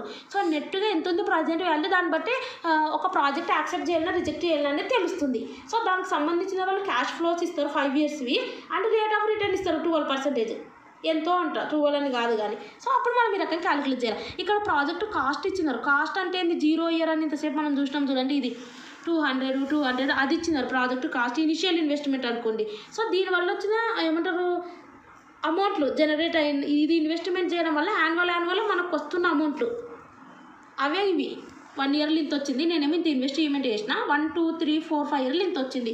అదే. సో ఇంత ఇన్వెస్ట్మెంట్ చేసిన నాకు 1 ఇయర్లో ఇంత, 2 ఇయర్లు ఇంత, 3 ఇయర్లు ఇంత, 4 ఇయర్లు ఇంత, 5 ఇయర్లు ఇంత వచ్చింది. Cost of capital opportunity cost of capital maybe assumed 10% అంటే ఐ ఇచ్చినారు. So net present value find out చేయమన్నారు అంతే. సో కాబట్టి మనకు 5 ఇచ్చినారు. సో 5 ఇచ్చినారంటే ఈ రకంగా రాసుకోవాలా 5 ఇయర్స్. ఇది క్యాలిక్యులేట్ చేయాలి. ఎంత పర్సెంటేజ్? 10%తో క్యాలిక్యులేట్ చేయాలి. సో ఇది. సో చూడండి 9th క్వశ్చన్ వాళ్ళు ఇవి ఇచ్చినారు, ఇవి కూడా ఇచ్చినారు. సో వీళ్ళు ఏమన్నా 10% అన్నారు. అంటే ఇక్కడ 0.12 ఉంటుండే 0.10 అయింది. సేమ్ యాస్టీజ్. ఇది ఇంటి ఇది చేస్తే ఇవి వస్తాయి, వీటన్ని ప్లస్ చేస్తే ఇది వస్తుంది. ఇందులో నుంచి వాళ్ళు ఇనిషియల్ ఇన్వెస్ట్మెంట్ అమౌంట్ ఎంత? 2500. సో 2500 మైనస్ చేస్తే మనకు 224.9 వస్తుంది. ఆ రకంగా క్యాలిక్యులేట్ చేయాలా. ఇది 9th question. And 10th question చూద్దాం. 10th క్వశ్చన్ కూడా వాళ్ళు ఏమన్నారంటే చూడండి, వీళ్ళు ఇక్కడ ఏం క్యాలిక్యులేట్ చేయాలి? You are required to calculate NPV అన్నారు. ఎన్పీవీ అంటే మనం చూసుకోవాల్సింది, నేను త్వరగా చెప్తున్నా, వీడియోలు ఎంత కావద్దు అనేది ఉద్దేశంతో. చూడండి వీళ్ళు ఇక్కడ ఇన్వెస్ట్మెంట్ అమౌంట్ 4 lakhs ఇచ్చినారు. సో ఇక్కడ మెషిన్ ఏది యాన్యువల్ క్యాష్ ఇన్ఫ్లో ఈ 4 lakhs వల్ల ఎంత జనరేట్ అవుతుంది యూజ్ చేయడం వల్ల, ఎంత ప్రాఫిట్ వస్తుంది ఈ 4 lakhs ఇన్వెస్ట్మెంట్ చేయడం వల్ల, ఒక మెషిన్ కొనడం వల్ల. అంటే ప్రాజెక్ట్ ఏకో సేమ్ 4 lakhs అమౌంట్ ఇన్వెస్ట్మెంట్ చేసినారు, ప్రాజెక్ట్ బికి 4 lakhs అమౌంట్ ఇన్వెస్ట్మెంట్ చేసినారు. చేస్తే 4 lakhs అమౌంట్లో 4 lakhs అమౌంట్ ఇన్వెస్ట్మెంట్ చేయడం వల్ల ఫస్ట్ ఇయర్లో 40 వచ్చింది, సెకండ్ ఇయర్లో ప్రాఫిట్ ఎంత వచ్చింది, థర్డ్ ఇయర్లో ఇంత వచ్చింది. అంటే యాన్యువల్ క్యాష్ ఇన్ఫ్లో అంటే ఈ బాక్స్ ఇస్తున్నారు వాళ్ళు అంతే. ఈ బాక్స్ వాళ్ళు ఇచ్చినారు ఇక్కడ 10th వన్ ఇదో ఇది and cash flow after tax అని ఇది ఇచ్చినారు. సో వాళ్ళు ఎంత పర్సెంటేజ్ అనేది మనం చెక్ చేసుకోవాలి. కాస్ట్ ఆఫ్ క్యాపిటల్ ఎంత 10% ఇచ్చినారు, అయిపోయింది ఇంకా. సో 10% క్యాలిక్యులేట్ చేయాలి. సో 10% అంటే ఫార్ములా ఆల్రెడీ చెప్పినా కదా, I⁴n. ఇక్కడ 0.10 వస్తుంది, ఇక్కడ 1 2 3 4 5 ఇవి క్యాలిక్యులేట్ చేసుకునేటప్పుడు మారిపోతుంటాయి. సో ఆ రకంగా ఇవి క్యాలిక్యులేట్ చేసుకుంటే ఇవి వస్తాయి. ఇది ఇంటూ ఇది చేస్తే ఇది వస్తుంది, ఇది ఇంటూ ఇది చేస్తే ఆ రకంగా ఇవి వస్తాయి. వీటన్ని ప్లస్ చేస్తే ఇది వస్తుంది. దీన్ని ఇనిషియల్గా ఇన్వెస్ట్మెంట్ ఎంత 4 lakhs. సో ఇవి మైనస్ చేస్తే 1,18,400 వస్తుంది. నెక్స్ట్ వాళ్ళు కూడా వాళ్ళు మనకు ప్రాజెక్ట్ బి కాదు, మెషిన్ బి కూడా ఇవి ఇచ్చేసినారు అంటే ఇవి ఇచ్చినారు అని అర్థం. సో 10% చేస్తే ఇవి వస్తాయి. సో ఇక్కడ చేసినట్టు వచ్చేస్తాయి. 10% కదా, సపరేట్ ఇవ్వలేదు కదా, నేను మెషిన్ బీకి సపరేట్ రేట్ ఆఫ్ రిటర్న్ ఇస్తున్నాను, వాళ్ళు ఏమి ఇవ్వలేదు. సో కాబట్టి ఒకటే ఇచ్చినారు కాబట్టి ఇది ఇంటి చేస్తే ఇది వస్తుంది, ఆ రకంగా చేస్తే ఇది వస్తుంది, ఇవన్నీ ప్లస్ చేస్తే ఇది వస్తుంది, ఇందులోంచి 4 lakhs మైనస్ చేస్తే ఇది వస్తుంది. సో నెక్స్ట్ వన్ మనం ఏం చేయాలి అంతే. వీళ్ళు ఇంకా ఏం అడిగినారు, ఎన్పీవీ అడిగినారు కానీ కంపారిజన్లో ఏం అడగలేదు. కానీ ఇక్కడ చూడండి, ప్రజెంట్ వాల్యూస్ ఫస్ట్ ఇయర్ దింత, సెకండ్ ఇయర్ దింత అంటే అర్థమైందంటే చూడండి, ఇవి కదా ప్రజెంట్ వాల్యూస్, ఇది పీవీ సిఎఫ్ఏటి, ఇది ప్రజెంట్ వాల్యూస్. ఇవి వాళ్ళు ఇచ్చినారు 0.91 0.83 0.75 0.68 0.62. సో ఆ రకంగా ఇస్తే వాళ్ళు ఇచ్చినట్టువే రాసుకోండి, మనం క్యాలిక్యులేట్ చేయడం పని తగ్గుతుంది అంతే. సో నెక్స్ట్ క్వశ్చన్ చూద్దాం. 11th question. వీళ్ళు ఏమన్నారు, మనకి ఇంతవరకు ఎన్పీవీ అయిపోయింది, నెట్ ప్రజెంట్ వాల్యూ అయిపోయింది. ఇప్పటి వరకు మనం ఏమేమి చూసినామంటే పేబ్యాక్ పీరియడ్ అయిపోయింది, and accounting rate of return అయిపోయింది, అండ్ నెక్స్ట్ వచ్చేసి ఎన్పీవీ అయిపోయింది. ఇప్పుడు ఐఆర్ఆర్ ఉంది, internal rate of return. So ఇది నెక్స్ట్ క్వశ్చన్. 11th క్వశ్చన్ వచ్చేసి ఇంటర్నల్ రేట్ ఆఫ్ రిటర్న్ మీద ఉంది.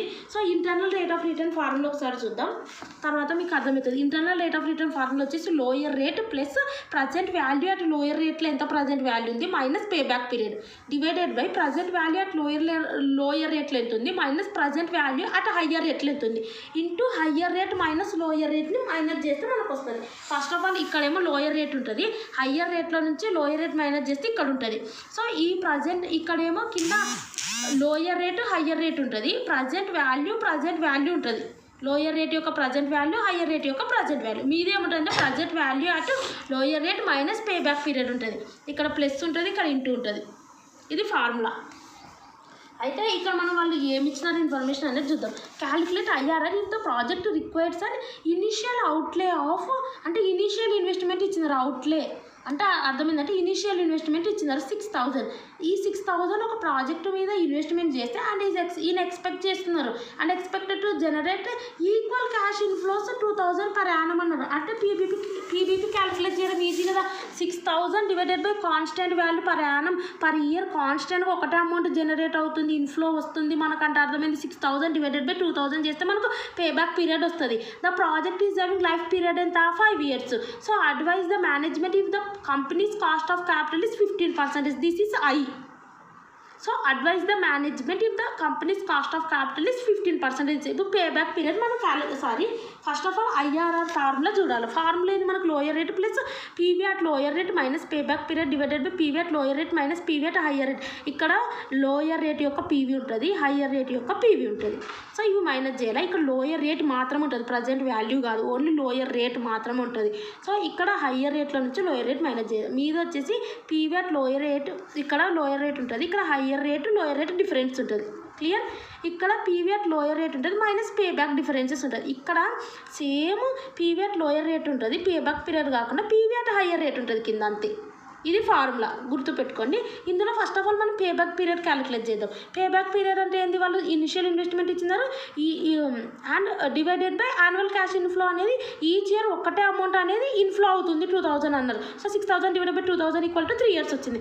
నెక్స్ట్ వన్ ఏం చేయాలంటే మనకి ఇది ఒక్కటే క్యాలిక్యులేట్ చేసినాం. నెక్స్ట్ మనకి ఏమేమి కావాలా, present value at lower rate కావాలా, హయ్యర్ రేట్ కావాలా, present value at lower rate మీద ఉన్న ప్రజెంట్ వాల్యూ, హయ్యర్ రేట్ మీద ఉన్న ప్రజెంట్ వాల్యూ కావాలి. Lower rate higher rate present value lower రేట్ది, హయ్యర్ రేట్ది ప్రజెంట్ వాల్యూ కావాలా. సో ఇది కావాలన్నప్పుడు మనం ఏం చేయాలంటే చూడండి, search for 2 discount factors nearest to PBP annuity ₹1 table. అంటే ఇప్పుడు మనకు పీబీపీ 3 years కదా, ఈ 3 years అనేది నియరెస్ట్ ఉన్న 2 డిస్కౌంట్ ఫ్యాక్టర్స్ మనం తీసుకోవాలా.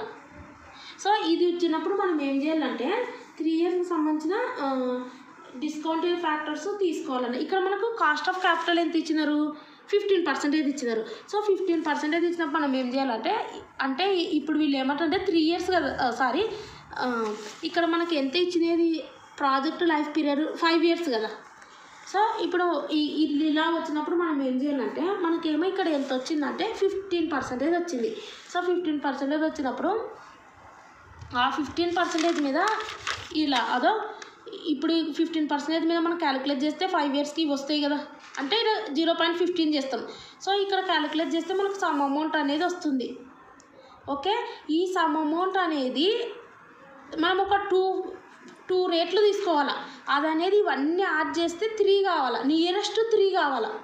అటువంటి 2 డిస్కౌంట్ ఫ్యాక్టర్స్ వాళ్ళు తీసుకోమని చెప్తున్నారు. సో ఆ రకంగా తీసుకుంటే ఇక్కడ మనం చూడండి, ఎప్పుడైనా గుర్తుపెట్టుకొని 19 and 20 are 2 discounted factors. So 19తో చేస్తే సమ్ వాల్యూస్ వస్తే వాటన్ని యాడ్ చేస్తే ఇది వచ్చింది, 20తో చేస్తే సమ్ వాల్యూస్ వస్తే వాటన్ని యాడ్ చేస్తే ఇది వచ్చింది. సో నియరెస్ట్ కదా, ఇప్పుడు 3 ఉంది, 3.056 నియరెస్ట్ అంటే అర్థమైంది. సో ఈ రెండింటి మధ్యలో 3 ఉండాలి. సో చూడండి, రెండింటి మధ్యలో 3 ఉందా లేదా. సో ఇప్పుడు చూడండి 3.050 2.991 ఉంది, నెక్స్ట్ ఏముంటుంది 3 ఉంటుంది, తర్వాత 3.056 ఉంటుంది. సో ఈ రెండింటి మధ్యలో ఉండే ఏమంటారు, సో ఈ రెండింటి మధ్యలో 3 ఉండే డిస్కౌంటెడ్ ఫ్యాక్టర్స్ తీసుకోవాలి. సో 19 and 20 అనేది మనం తీసుకున్నాం. ఇది ఎలా క్యాలిక్యులేట్ చేయాలంటే, ఫస్ట్ అండ్ ఇక్కడ మనకి ఎంత ఉంది 15% ఇచ్చినారు కదా. సో 15% ఇచ్చినప్పుడు మనం ఏం చేయాలంటే, ఈ రకం ఉన్నప్పుడు 15% ఇచ్చినారు కాబట్టి 15% కంటే లో సెర్చ్ చేయండి. 14% డిస్కౌంటెడ్ ఫ్యాక్టర్ ట్రై చేయండి. 14% చేస్తే మనకి ఇక్కడ 0.14 పెట్టుకుంటాం అంతే. సో ఆ రకంగా మనం 1 + 0.14 whole to the power 1 1 + 0.14 whole square వస్తుంది, అంటే 1.14 ఇక్కడ వస్తుంది, 1.14 హోల్ స్క్వేర్ వస్తుంది, ఇక్కడ 1.14 హోల్ క్యూబ్ వస్తుంది, ఇక్కడ 1.14 హోల్ టు ది పవర్ 4 వస్తుంది, ఇక్కడేమో 5 వస్తుంది. సో వీటిని క్యాలిక్యులేట్ చేస్తే మనకి ఎంత వస్తుంది అంటే ఇలా వస్తాయి. వచ్చినప్పుడు వీటన్నిటిని యాడ్ చేస్తే 3.432 వస్తుంది. అంటే అర్థమైంది, మనకు 3కి నియరెస్ట్ ఉండాలా.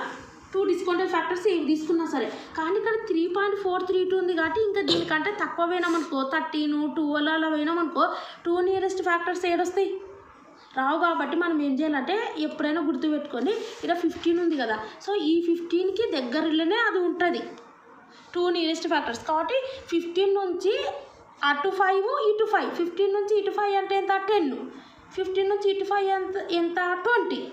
అంటే మీరు 10 ఫ్యాక్టర్స్ మీరు సెర్చ్ చేయాలి. సో కానీ మనం ఒకసారి ఇలా వెనకాలది సెర్చ్ చేసినాం అనుకో, ఇది వస్తలేదంటే మనకు అర్థమైపోతుంది, ఇంక ఇటు సైడ్ పోతే ప్రయోజనం లేదని అర్థం. నెక్స్ట్ ఇటు సైడ్ పోవాలా, 15 నుంచి ఇటు పోతే పని ఏముండదు, 16 17 ఏముండదు. సో కాబట్టి మీరు ఒక 2 అట్లా మిస్ చేసి ఒక 18 19 20 అట్లా ట్రై చేయండి. ట్రై చేస్తే 18 ట్రై చేస్తే మనకు 1 + 0.18 హోల్ టు ది పవర్ 1 కదా, అంటే 1.18 1. So 1.18 square. సో ఆ రకంగా క్యాలిక్యులేట్ చేస్తే మీకు ఇవి వస్తాయి. సో ఇవన్నీ ప్లస్ చేస్తే ఇది వస్తుంది. అండ్ ఈ రకంగా 19 పెట్టుకొని చేస్తే మనకి ఇవి వస్తాయి. ఇవి రెండు ప్లస్ చేస్తే 3.056 వస్తుంది. నెక్స్ట్ 20ది కూడా ఆ రకంగా చేస్తే మనకి ఇవన్నీ ప్లస్ చేస్తే 2.991 వస్తుంది. సో ఈ రకంగా వచ్చినప్పుడు మనం గమనించాల్సింది ఏంటంటే, సో ఇక్కడ ఉన్నట్టువే కాదు, నియరెస్ట్ ఉన్నది ఏదైనా తీసుకోవచ్చు. ఇక్కడ 19 and 20 టెక్స్ట్ బుక్లో తీసుకున్నారు. సో ఇక్కడ మనము 19 and 20 చూడండి, ఇది మధ్యలో 3 ఉంటుంది, ఇది వస్తుంది. మనం 18 and 20 కూడా తీసుకోవచ్చు, ఎందుకంటే నియరెస్టే కదా 3కి ఎంత ఉంది 3.1 అంతే ఉంది. సో కాబట్టి మనము 18 and 20 కూడా తీసుకోవచ్చు నియరెస్ట్. చూడండి అదే 2.9 ఉంది, మధ్యలో 3 వస్తుంది, తర్వాత 3.1 వస్తుంది. సో కాబట్టి 18 and 20 కూడా తీసుకోవచ్చు. ఎట్లా రాసుకున్న ఒకటే ఆన్సర్ వస్తుంది. సో కొంచెం అప్రాక్సిమేట్గా వస్తుంది అంతే. సో ఇది ఇంకొకటి చెప్పాలంటే, వాళ్ళు ఒకటి మనకు ఎగ్జామ్లో ఇటువంటిది ఇవ్వాలా, ఇస్తే మనం చేయగలుగుతాం. సో ఇది చూడండి, మనకి ఇక్కడ ఎంత ఇచ్చినారు 15 ఇచ్చినారు కదా. సో ఇక్కడ మనకు 15 అంటే ఇది ఉంది. ఓకే, ఇప్పుడు మనం 10 అంటే క్యాలిక్యులేట్ చేస్తే ఇవి వస్తున్నాయి కదా. 15 అంటే ఇవి ఓకే, 15 ఇచ్చినారు కదా. సో 15 తర్వాత నేనేం చెప్పిన, 15 కంటే వెనకాల 15 కంటే ముందు ఒక 5 ఇవి యాడ్ చేసుకున్నాం అనుకో తెలిసిపోతుంది, వాళ్ళ దగ్గర అది ఉంటుంది కదా. 15 తర్వాత ఒక 5. సో 15 తర్వాత 5 అంటే మనకు నెంబర్ ఆఫ్ ఇయర్స్ 15 అంటే ఇక్కడ నెంబర్ ఆఫ్ ఇయర్స్ 16 17 18 19 20 ఉంటాయి. సో నెంబర్ ఆఫ్ ఇయర్స్ కూడా చూసుకోవాలి, 1 2 3 4 5 ఇయర్స్ కదా లైఫ్ పీరియడ్. సో 6 వీటన్నిటిని యాడ్ చేయాలి, వీటన్నిటిని యాడ్ చేయండి, వీటన్నిటిని యాడ్ చేయండి, వీటన్నిటిని యాడ్ చేయండి, వీటన్నిటిని యాడ్ చేయండి. సో వస్తుంది. దాన్ని బట్టి నియరెస్ట్గా ఏది ఉంటే అది తీసుకోవచ్చు. ఇదే తీసుకోవాలని రూల్ లేదు. ఇప్పుడు టెక్స్ట్ బుక్లోనే 19 అప్రాక్సిమేట్గా నియరెస్ట్గా ఉన్న 2 డిస్కౌంట్ ఫ్యాక్టర్స్. సో ఇవి 15, కానీ మీరు అన్నీ సెర్చ్ చేయడం కాదు. కాస్ట్ ఆఫ్ క్యాపిటల్ ఎంత ఇచ్చినారు, 15 ఇచ్చినారు కదా, 15 కంటే ముందర ఉన్న ఒక 5 కాదు, ఒక్కటి చూస్తేనే తెలిసిపోతుంది ముందుది వస్తలేదని. వెనకలకు వచ్చేస్తారు. వెనకాల 16, 17, 18, 19, 20 వీటిని యాడ్ చేసి తీసేసుకుంటారు. సో వీటిని యాడ్ చేస్తే మనకు ఇవి యాడ్ చేస్తే మనకు 3 అప్రాక్సిమేట్లు వస్తుందా, 3. సో ఆ రెండింటి మధ్య ఆ రకంగా మీరు యాడ్ చేసుకుంటే అర్థమైపోతుంది. సో మీరు యాడ్ చేసుకున్నాం అనుకో మీకు అర్థమైపోతుంది. సో ఇది చూడండి, ఇవి రెండు తీసుకుంటే మీకు 3 వస్తుందా అప్రాక్సిమేట్గా. ఇప్పుడు మీరు 16, 17, 18, 19 వాళ్ళ దగ్గర ఉంటుంది కదా పేపర్, అది తీసుకొని ఇవి యాడ్ చేయండి. యాడ్ చేసి వాళ్ళ దగ్గర రాసుకోండి, రఫ్గా రాసుకొని మీరు చెక్ చేయండి. ఇప్పుడు 18, 19 తీసుకున్నాకో ఇక్కడ 3.056 అంటే 3 దాటిపోయింది. సో ఇది అండ్ దీని మధ్యలో ఏమైనా 3 వచ్చే ఛాన్స్ ఉందా. 3.056 అంటే తర్వాత 3.156 వస్తుంది, తర్వాత 3.125. సో ఆ రకంగా ఉంటుంది, అవునా కదా. 0 దాటిపోయింది అంటే 3 రావాలా, 3 ఉందా, 0.56 కాబట్టి రెండింటి మధ్యలో 3 వచ్చే ఛాన్స్ లేదు, అంటే ఇది తీసుకోలేము. నెక్స్ట్ 18 and 20 తీసుకోగలుగుతాం, లేదంటే 19 and 20 తీసుకోగలుగుతాం. ఇందులో ఇది దీని తర్వాత 3 వస్తుంది, తర్వాత 3.1 వస్తుంది. సో ఆ రకంగా చెక్ చేసుకోవచ్చు. సో మీరైతే వాళ్ళ దగ్గర ఒకటి తీసుకొని ఇవి రాసి పెట్టుకుంటే మీకు ఐడియా వస్తుంది, మధ్యలో 3 ఏడు వస్తుంది నియరెస్ట్గా అనేది చెక్ చేసుకొని పెట్టుకోవచ్చు. సో ఇది ఒకటి నేను చెప్పేది. నెక్స్ట్ వన్ ఏం చెప్తున్నా అంటే ఫార్ములా ఏంది మనకు. ఫస్ట్ అయితే ఇది కంప్లీట్ చేద్దాం. 2 డిస్కౌంట్ ఫ్యాక్టర్స్ 19 and 20. సో వాటికి సంబంధించినవి 3.056, 2.991. సో నెక్స్ట్ వన్ వచ్చేసి మనకి ఏంటంటే లోయెస్ట్ రేట్ ఏంది మనకు 19. ఈ రెండిట్లో చిన్నది ఏది 19, ఇది పెద్దది 20. So 19 lowest rate. సో 19 ఇదా.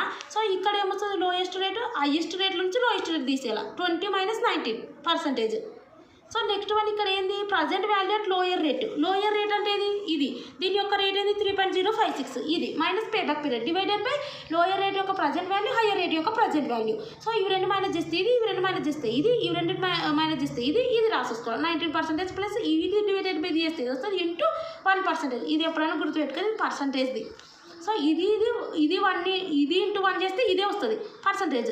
సో ఇది ప్లస్ చేస్తే ఇది వస్తుంది పర్సంటేజ్ యాస్టీస్ రాసుకోవాలి. నెక్స్ట్ వన్ ఏం చేయాలంటే మనకు ఐఆర్ఆర్ మనకి ఎంత వచ్చింది 19.861 వచ్చింది. ఇది కాస్ట్ ఆఫ్ క్యాపిటల్ ఎంత వాళ్ళు ఇచ్చినది 15%. మనది ఎప్పుడైనా మనకు వచ్చిన ఆన్సర్ పెద్దగా ఉండాలి, పెద్దగా ఉంటేనే ప్రాజెక్ట్ యాక్సెప్ట్ చేయాలి. మనది లెస్ దాన్ ఉందనుకో రిజెక్ట్ చేయాలి ప్రాజెక్ట్. ఈ రకంగా చేయాలా. సో మీకు ఇంకొకటి నేను చెప్పడం జరుగుతుంది. ఒకవేళ ఆ రకంగా ఎగ్జామ్లు ఇవ్వకపోతే, ఒకవేళ ఇస్తారు, ఒకవేళ ఇవ్వకపోయినా సరే మీకు ఎన్నని సెర్చ్ చేసుకుంటూ ఉంటారు. ఇప్పుడు 15 అన్నా, నేను 15 ఉంది ఇలా. 15 అంటే ఇటు 5 సెర్చ్ చేయాలి, ఎక్కువ టైం అయిపోతుంది కదా. సో కానీ నియరెస్ట్గా ఏదో ఒకటి తీసుకొని సాల్వ్ చేయండి. ఇప్పుడు 15 ఉంది, ఇటు సైడ్ నుంచి పోతే 14 ఒకటి రాలేదు, ఇటు సైడ్ నుంచి 16, 17 ఒక 2 లివ్ చేసి 18, 19 అటువంటివి తీసుకొని చేయండి. ఓకే 18, 19 అట్లా తీసుకొని చేయండి. కానీ ఎన్నని మీరు అట్లా ఒకవేళ చూడండి, నేను అందుకే ఒకటి చెప్తున్నా. పీబీపీ ఒకవేళ 3 years ఉందనుకో, డిస్కౌంట్ ఫ్యాక్టర్స్ 19 and 20 తీసుకొని 19, 20 యొక్క వాల్యూస్ మనం చేసుకోగలుగుతాం కదా. చేసుకొని 5 years కాబట్టి 5 years అది ఏంది 1 plus high whole to the power n అని మనం 5 years చేస్తాం. చేస్తే ఆ వాల్యూస్ని యాడ్ చేస్తే దీనిది వస్తుంది ప్రజెంట్ వాల్యూ లో రేట్, ప్రజెంట్ వాల్యూ హైయర్ వస్తుంది. ఒకవేళ పీబీపీ అనేది నెక్స్ట్ సమ్లో వస్తుంది 3.33, దానికి వచ్చేసి 5 yearsది కాబట్టి లైఫ్ పీరియడ్. సో 15 and 16 తీసుకొని ఈ బాక్స్ అనేది గుర్తుపెట్టుకోనికి ట్రై చేయండి. ఒకవేళ ఇటువంటివి వస్తే కనీసం మీకు గుర్తుపెట్టుకోవడం వల్ల టైం అనేది మీకు తగ్గుతుంది కాబట్టి ఇక్కడ నేను చూపించడం జరుగుతుంది. అండ్ నెక్స్ట్ క్వశ్చన్ చూద్దాం మనం. క్వశ్చన్ చూడండి, ఇక్కడ ఐఆర్ఆర్ క్యాలిక్యులేట్ చేయమన్నారు. సో ఇక్కడ 1 lakh ఇచ్చినారు. సో ఈక్వల్ క్యాష్ ఇన్ఫ్లో వచ్చేసి 30,000 అన్నారు. పేబ్యాక్ పీరియడ్ క్యాలిక్యులేట్ చేయడానికి. ఎస్టిమేటెడ్ లైఫ్ పీరియడ్ వచ్చేసి 5 years. Advise the management if the cost of capital is 10% అన్నారు. సో ఆ రకంగా ఇచ్చినప్పుడు ఒకసారి చూసుకోండి, మీకు చూపిస్తుంది. ఇది కూడా homework. Lower rate present value at lower rate minus payback period divided by present value at lower rate minus present value at higher rate minus lower rate. Initial investment అంటే వాళ్ళు ఒకటే ఇన్వెస్ట్మెంట్ ఇచ్చినారు, డివైడెడ్ బై ఒకటే constant amount ఇచ్చినారు. So ఇది చేస్తే మనకు payback period వచ్చేసి సర్చ్ ఫర్ 2 డిస్కౌంట్ అంటే 3.33కి ఉండేది 15 and 16 ఉంటుంది. అది ఎలా చెక్ చేసుకోవాలనేది కూడా చెప్పినా కదా. 3.33 అన్నారు కాబట్టి నేను ఒక టెక్నిక్ ఏం చెప్పిన, కాస్ట్ ఆఫ్ క్యాపిటల్ ఎంత 10% అన్నారు. 10%కు 10%కి 5 ఇటు 5 అటు అంటే 10 అంటే 9, 8, 7, 5, 6 అటేమో 11, 12, 13, 14, 15. సో అక్కడ టేబుల్లో చెక్ చేసుకోమని చెప్పిన. సో ఎలా అనేది, లేదంటే నేను ఇంకోటి కూడా చెప్పినా కదా, ఇక్కడ నేను ఒకవేళ ఇటువంటి 3.3 టెక్స్ట్ బుక్లు ఉండేటివి మ్యాక్సిమం సమ్స్ ఇస్తారు, వేరేటివి ఏమి ఇయ్యరు కానీ. సో కాబట్టి మనకు 15 and 16 అన్నారు కదా, నేను ఇక్కడ అన్ని సమ్స్ చెప్తున్నా కాబట్టి ఇందులో నుంచి వస్తాయి. నేను కొన్ని సమ్స్ చెప్పి కొన్ని ఏం స్కిప్ చేయడం లేదు. సో కాబట్టి 3.33 ఇచ్చినారు కాబట్టి మీరు గుర్తుపెట్టుకోవాల్సింది ఏంటంటే 5 years ఇది కదా, 5 years లైఫ్ పీరియడ్ కాబట్టి మనకు 5 years క్యాలిక్యులేట్ చేయాల్సి ఉంటుంది. ఇప్పుడు ఏదైనా ఇప్పుడు 1 divided by 1 + i whole to the power n అంటే 5 years దాకా క్యాలిక్యులేట్ చేయాల్సి ఉంటుంది. సో కాబట్టి ఇక్కడ 3.33 years వచ్చినప్పుడు పేబ్యాక్ పీరియడ్ వచ్చినప్పుడు 15 and 16 అనేది గుర్తుపెట్టుకుని సర్చ్ ఫర్ 2 డిస్కౌంట్ ఫ్యాక్టర్స్ అనేది. సో ఈ 15% అనేది 5 years వరకు చేస్తే అంటే 1 divided by 1 + i అంటే 0.15 whole to the power 1, next 2, next 3, next 4, next 5 వరకు. 5 వరకు ఎందుకు చేయాలంటే ఇక్కడ వీళ్ళు ఇచ్చినారు 5 అని, life of the project is 5 years అని. సో ఆ రకంగా చేస్తే అవన్నీ వాల్యూస్ని యాడ్ చేస్తే ఇది వస్తుంది. కనీసం ఇవి వాళ్ళు గుర్తుపెట్టుకున్నారు అనుకో, ఇవి యాడ్ చేసుకుంటే అయిపోయి ఇక్కడ యాడ్ చేయండి, ఎక్కడనో కాదు. సో ఇక ఏమంటారు, రఫ్గా ఏం చేయాల్సిన అవసరం లేదు. 15% ప్రజెంట్ వాల్యూ అని ఇక్కడనే చేయండి, 16% అని ఇక్కడనే చేయండి, వచ్చి ఈ వాల్యూస్ వచ్చేస్తాయి. సో కాబట్టి 3.33 years అని లైఫ్ పీరియడ్ ఇచ్చినప్పుడు నేను చెప్పిన చూడాలి కదా, 15 and 16 అనేది గుర్తుపెట్టుకోండి. సో అది చేయండి, చేస్తే ఈ వాల్యూస్ వస్తాయి. అండ్ నెక్స్ట్ వన్ ఈ వాల్యూ లోయర్ రేటుది, ఇక్కడ ఇది లోయర్ రేటుది, ఇదేమో హయ్యర్ రేటు, లోయర్ రేటు, ఇదేమో payback period. So next one వచ్చేసి ఇది ప్రజెంట్ వాల్యూ అట్ లోయర్ రేటుది, ఇది హయ్యర్ రేటుది. ఇంకా దీన్ని చేసేస్తే మనకి ఇది వచ్చేస్తుంది. సో నెక్స్ట్ వన్ వచ్చేసి ఏంది IRR కే. సో ఈ కే అంటే కాస్ట్ ఆఫ్ క్యాపిటల్ వాళ్ళు ఇచ్చినది, ఇది పెద్ద ఉందా వాళ్ళు ఇచ్చిన పెద్ద ఉందా, మనదే పెద్ద ఉంది కాబట్టి మనం యాక్సెప్ట్ చేయాల్సింది ప్రాజెక్ట్. ఈ రకంగా చేయాలి. వాళ్ళు ఇస్తారు కాస్ట్ ఆఫ్ క్యాపిటల్ ఏదో ఒకటి పర్సెంటేజ్ ఇస్తారు అది. అండ్ నెక్స్ట్ వన్ వచ్చేసి 13th క్వశ్చన్లో చూడండి, సేమ్ ఇదే హోంవర్క్ ఇవ్వడం జరుగుతుంది. సో ఇనిషియల్ ఇన్వెస్ట్మెంట్ ఇచ్చినారు, కాన్స్టెంట్గా 15,000 వస్తుంది. పేబ్యాక్ పీరియడ్ అంటే 60,000 డివైడెడ్ బై 15,000 వస్తుంది. The life of the project is 5 years అంట. కాస్ట్ ఆఫ్ క్యాపిటల్ ఇచ్చారు, వీళ్ళు ఎన్పివి IRR క్యాలిక్యులేట్ చేయాలి. ఎన్పివి ఎలా క్యాలిక్యులేట్ చేస్తాం? సో ఎన్పివి అంటే 5 years ఇది. CFAT అంటే కాన్స్టెంట్గా ఎంత ఇన్ఫ్లో వస్తుంది అనేది. సో 15,000 కాన్స్టెంట్గా వస్తుంది అన్నారు. సో కాన్స్టెంట్గా వస్తుంది కాబట్టి 5 years వరకు అదే అమౌంట్ రాసేసుకోవాల్సింది. ఇక్కడ CFAT అంటే ఇన్ఫ్లో ఎంత జరుగుతుందో అది రాయాలి. సో సేమ్ ప్రతి ఇయర్కి ఒకటే అమౌంట్ వస్తుంది కాబట్టి ఇక్కడ ఉన్నారు equal cash inflows per annum అన్నారు. పర్ యానం ఇంతనే వస్తుంది కాబట్టి రాసుకోవాలి. అండ్ ఎంత అన్నారు, కాస్ట్ ఆఫ్ క్యాపిటల్ 10% అన్నారు. సో 10% ఎలా క్యాలిక్యులేట్ చేయాలి అలా చెప్పినా కదా, ఇది ఇంటి చేస్తే ఇది వస్తుంది. ఆ రకంగా 56,850 వస్తుంది. ఈ 56,850లో నుంచి మైనస్ చేయమన్నా ఇనిషియల్ ఇన్వెస్ట్మెంట్ అమౌంట్ 60,000 మైనస్ చేస్తే మనకు మైనస్ వచ్చింది కాబట్టి రిజెక్ట్ ద ప్రాజెక్ట్, అది ఎన్పివి. అండ్ IRR అంటే ఫస్ట్ ఆఫ్ ఆల్ మన ఫార్ములా ఏంటి IRRకు? 13th క్వశ్చన్ ఇక్కడ చూడండి, ఎన్పివి ఎలా క్యాలిక్యులేట్ చేయాలంటే ఈ రకంగా క్యాలిక్యులేట్ చేసేసినాం, అయిపోయింది. అండ్ IRR అంటే ఫార్ములా వచ్చేసి మనం ఫస్ట్ పేబ్యాక్ పీరియడ్ క్యాలిక్యులేట్ చేయాలి. Initial investment divided by annual cash inflow, 60,000 divided by 15,000 చేస్తే 4 years వస్తుంది అది. Next search for 2 discount factors nearest to PBP. మనకి ఎంత వచ్చింది? 4 years వచ్చింది. 4 years వచ్చింది కాబట్టి గుర్తుపెట్టుకొని 6 and 7%. సో వాటిని చేస్తే ఇవి వస్తాయి. 5 years ఇది లైఫ్ పీరియడ్ అంటే అది క్యాలిక్యులేట్ చేసినప్పుడు. ఇంకా ఇది ఇన్సర్ట్ చేస్తే ఈ రకంగా వస్తుంది అండ్ ఈ రకంగా వస్తుంది. నేను ఆల్రెడీ ఇది కావాలంటే మీరు స్క్రీన్ షాట్ కొట్టుకోండి. అదో PBP 4 years వచ్చింది, 6% and 7%. అండ్ నెక్స్ట్ క్వశ్చన్ చూద్దాం. సో ఇది అండ్ నెక్స్ట్ వచ్చేసి ఇక్కడ మనకి ఏమి ఇచ్చినారు చూడండి, IRR మనకు 7.892 వచ్చింది. సో మనకు గ్రేటర్ దాన్ ఉంటేనే యాక్సెప్ట్ చేయాలి. ఇక్కడ ఏమింది, ఇది మనది లెస్ ఉంది, reject the project. Next question చూద్దాం. ఇక్కడ వీళ్ళు ఇచ్చినారు చూడండి, ఇంకో క్వశ్చన్ వచ్చేసి IRR ఫైండ్ అవుట్ చేయమన్నారు, కాస్ట్ ఆఫ్ క్యాపిటల్ ఇచ్చేసినారు, ఓకే అది. So project requires initial cash outlay initial investment 10,000 అన్నారు. And is expected this amount నుంచి ఎంత గ్రో అవుతుంది అంటే కాన్స్టెంట్గా గ్రో అవుతలేదు. 4,000, 3,000, 5,000 ఇట్లా వచ్చినప్పుడు CFAT క్యూములేటివ్ CFAT క్యాలిక్యులేట్ చేయొచ్చు. కానీ ఇక్కడ మనకి ఏమి ఇచ్చినారంటే సపరేట్గా క్వశ్చన్ PBP మీద అడిగితే ఆ రకంగానే చేయాలి, కానీ సపరేట్ కాదు. ఇంటర్నల్ రేట్ ఆఫ్ రిటర్న్లో PBP మెర్జ్ అయ్యి ఉంది కాబట్టి సో ఈ రకంగా ఉన్నప్పుడు ఒక సపరేట్ ట్రీట్మెంట్ చేద్దాం, ఓకే. సో ఆ రకంగా చేసిన వస్తుంది, ఈ రకంగా చేసిన వస్తుంది. సో ఇక్కడ మనం ఏం చేద్దామంటే ఈ టోటల్ ఉండేటివి అక్కడ చేయకండి ఈ ట్రీట్మెంట్ అనేది, ఓన్లీ IRRలో మాత్రం PBP క్యాలిక్యులేట్ చేసేటప్పుడు మాత్రం ఈ ట్రీట్మెంట్ చేయండి, అక్కడ చేస్తే మార్క్స్ పోతాయి. సో కాబట్టి మనం first of all average CFAT calculate చేద్దాం. యావరేజ్ CFAT అంటే వీళ్ళు ఇచ్చినారు కదా, ఇవన్నీ plus divided by number of years 5. So ఇవన్నీ ప్లస్ చేస్తే 4,000, 3,000, 5,000, 6,000, 2,000 చేస్తే 20,000 డివైడెడ్ బై 5 చేస్తే ఇది వస్తుంది. ఇది వస్తుందా? వచ్చినాక నెక్స్ట్ ఏం చేయాలంటే PBP క్యాలిక్యులేట్ చేసే ప్రొసీజర్ చెప్తున్నా. సో ఇనిషియల్ ఇన్వెస్ట్మెంట్ అమౌంట్ ఎంత? 10,000 డివైడెడ్ బై ఈ 4,000 చేస్తే మనకు వచ్చేది 2.5 years, that is PBP, okay. ఇది మనం PBP అండ్ ఇది 14th క్వశ్చన్. ఆ రకంగా క్యాలిక్యులేట్ చేస్తే మనకు PBP వస్తుంది. సో నెక్స్ట్ వన్ వచ్చేసి PBP వచ్చినాక ఇంకా సేమ్ ప్రొసీజర్, PBP వచ్చినాక నెక్స్ట్ సేమ్ ప్రొసీజర్ చూడండి. సో మనకి ఎంత వచ్చింది, 2.5 వచ్చింది. సో ఈ రకం మనకు 2.5 వచ్చినప్పుడు నేను ఏం చెప్తున్నా అంటే 5 years ఇది కదా. సో 5 years కాబట్టి 2.5 వచ్చినప్పుడు మనం search for 2 discount factors nearest to PBP. So మనకు 2.5 years వచ్చింది కాబట్టి 28 and 32 తీసుకోండి. 2.5 years వస్తాయి. సో 28 and 32 తీసుకోండి. అండ్ ఇక్కడ చూడండి మనకు ఎంత వచ్చింది, కాస్ట్ ఆఫ్ క్యాపిటల్ 28% వచ్చింది. సో మీరు క్యాలిక్యులేట్ చేసేటప్పుడు 28 కూడా నేను ఏం చెప్పినా 15% ఇది వచ్చింది అనుకో, 15% ఇటు సైడ్ ఇది ఇటు సైడ్ అయినా కానీ 15% కూడా కన్సిడర్ చేయండి. సో అది కూడా ఈక్వల్ ఉండొచ్చేమో చెప్పలేము, అంటే నియరెస్ట్ ఉండొచ్చేమో ఈ 2.5కి. సో అది కూడా ఆ టేబుల్లో నుంచి చూడండి అని చెప్పిన, వాళ్ళు ఒక షీట్ ఇస్తారని చెప్పినా కదా. లేదంటే ఇక్కడ మీరు గుర్తుపెట్టుకోవడానికి కూడా చెప్పిన 3 yearsకి ఇది. సో 3.333 వస్తాయి ఇది. సో 4 years వస్తాయి ఇది. అండ్ ఇక్కడ 2.5 years వచ్చింది కాబట్టి 28 and 32 చూసుకోండి. సో 28 and 32 చూసుకున్నప్పుడు మామూలుగా మనం ఏం చెప్పినాం, 28 and 32 అంటే ఇది ఒక్కటి మాత్రమే ఏమన్నా, ఇది ప్లస్ చేస్తే మనకు present value at lower rate వస్తుంది. అండ్ 32 కూడా ఇవి చేస్తాము, చేసి వీటిని యాడ్ చేస్తే present value at higher rate వస్తుంది. అది కాన్స్టెంట్గా ఉన్నప్పుడు.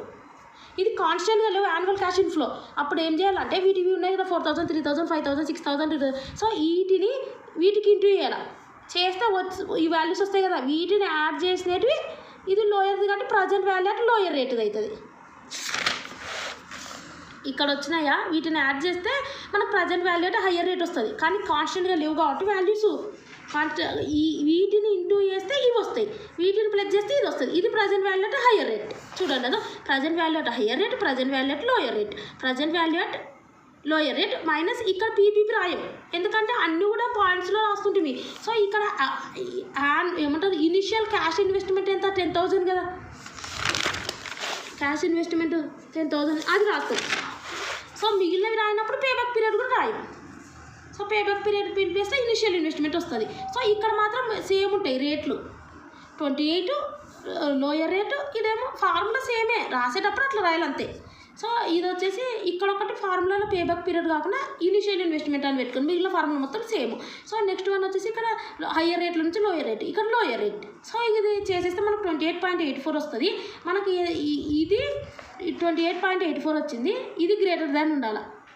సో ఉందా, గ్రేటర్ దాన్ ఉంది కదా, ఉంది కాబట్టి యాక్సెప్ట్ ద ప్రాజెక్ట్ ఇది. అండ్ నెక్స్ట్ క్వశ్చన్ చూద్దాం.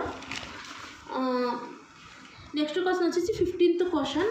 సో 15th క్వశ్చన్ చూడండి మీరు ఒకసారి, మీకు ఒక ఐడియా వస్తుంది ఎలా చేయాలనేది. అండ్ నెక్స్ట్ చూడండి ఇక్కడ వీళ్ళు ఏమైనా క్యాలిక్యులేట్ చేయమన్నారు అంటే, ఫస్ట్ ఆఫ్ ఆల్ వీళ్ళు ఏం క్యాలిక్యులేట్ చేయమన్నారు చూద్దాం. పేబ్యాక్ పీరియడ్ క్యాలిక్యులేట్ చేయమన్నారు, net present value, profitability index, internal rate of return calculate చేయమన్నారు. సో ఇవి క్యాలిక్యులేట్ చేయమన్నారు. First of all payback period ఎలా క్యాలిక్యులేట్ చేస్తాం, మనం సేమ్ ఇవ్వలేదు కదా. సో దీన్ని క్యూములేటివ్ క్యాలిక్యులేట్ చేయండి. క్యూములేటివ్ అంటే ఫస్ట్ రాసేది చేయండి, నెక్స్ట్ ఇది రాస్తే ఇవి 2 ప్లస్ చేయాలి, ఇది రాస్తేప్పుడు ఈ 3 ప్లస్ చేయాలి. ఆ రకంగా చేసుకుంటూ రండి. వచ్చినాక మళ్ళీ ఇనిషియల్ ఇన్వెస్ట్మెంట్ అమ్మతో ఎంత, 40,000. సో 40,000 వేటి మధ్యలో ఉంటుంది, దీనికి మధ్యలో ఉంటుంది, దీనికి మధ్యలో ఉంటుంది కాబట్టి నెక్స్ట్ ఇయర్ CF80 ఇది అవుతుంది.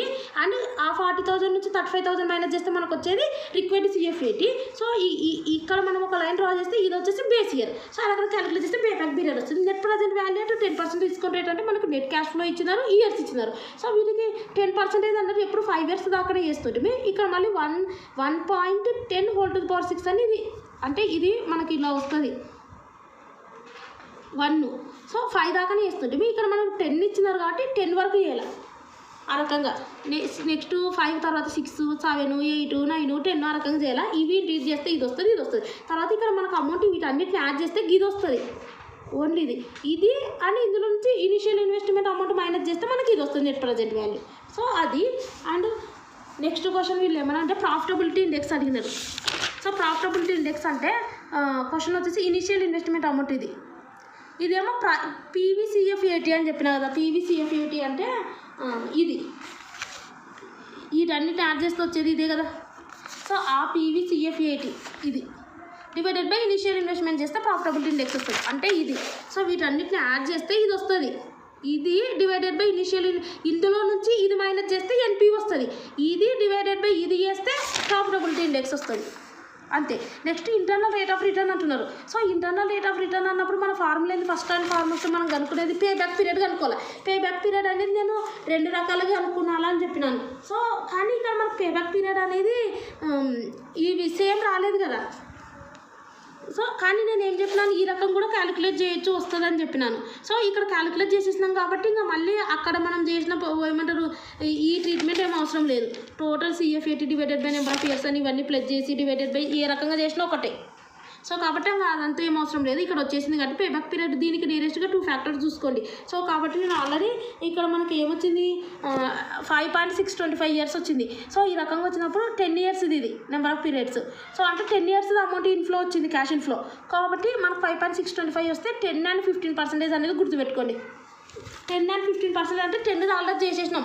ఎందుకంటే ఇది కాన్స్టెంట్గా లేవు కాబట్టి వాల్యూస్ ఇది ఇంటూ ఇది చేస్తే వచ్చినట్టు ఇవి వీటన్నిటి ప్లస్ చేస్తే వచ్చేదే మనకు present value at lower rate. ఇది లేదంటే ఓన్లీ ప్లస్ చేస్తే వచ్చేది present value at lower rate. So ఇది 48,000 ఆల్రెడీ చేసేసాం కాబట్టి అది అయిపోయింది కాబట్టి నెక్స్ట్ 15% ఇవ్వాలి. 15% ఇదేమో సేమ్ వాళ్ళు ఇచ్చినదే. ఇది 15% చేస్తే ఇది వస్తుంది, ఇది ఇంటూ ఇది చేస్తే ఇది వస్తుంది, అండ్ వీటన్నిటిని యాడ్ చేస్తే ఇది వస్తుంది.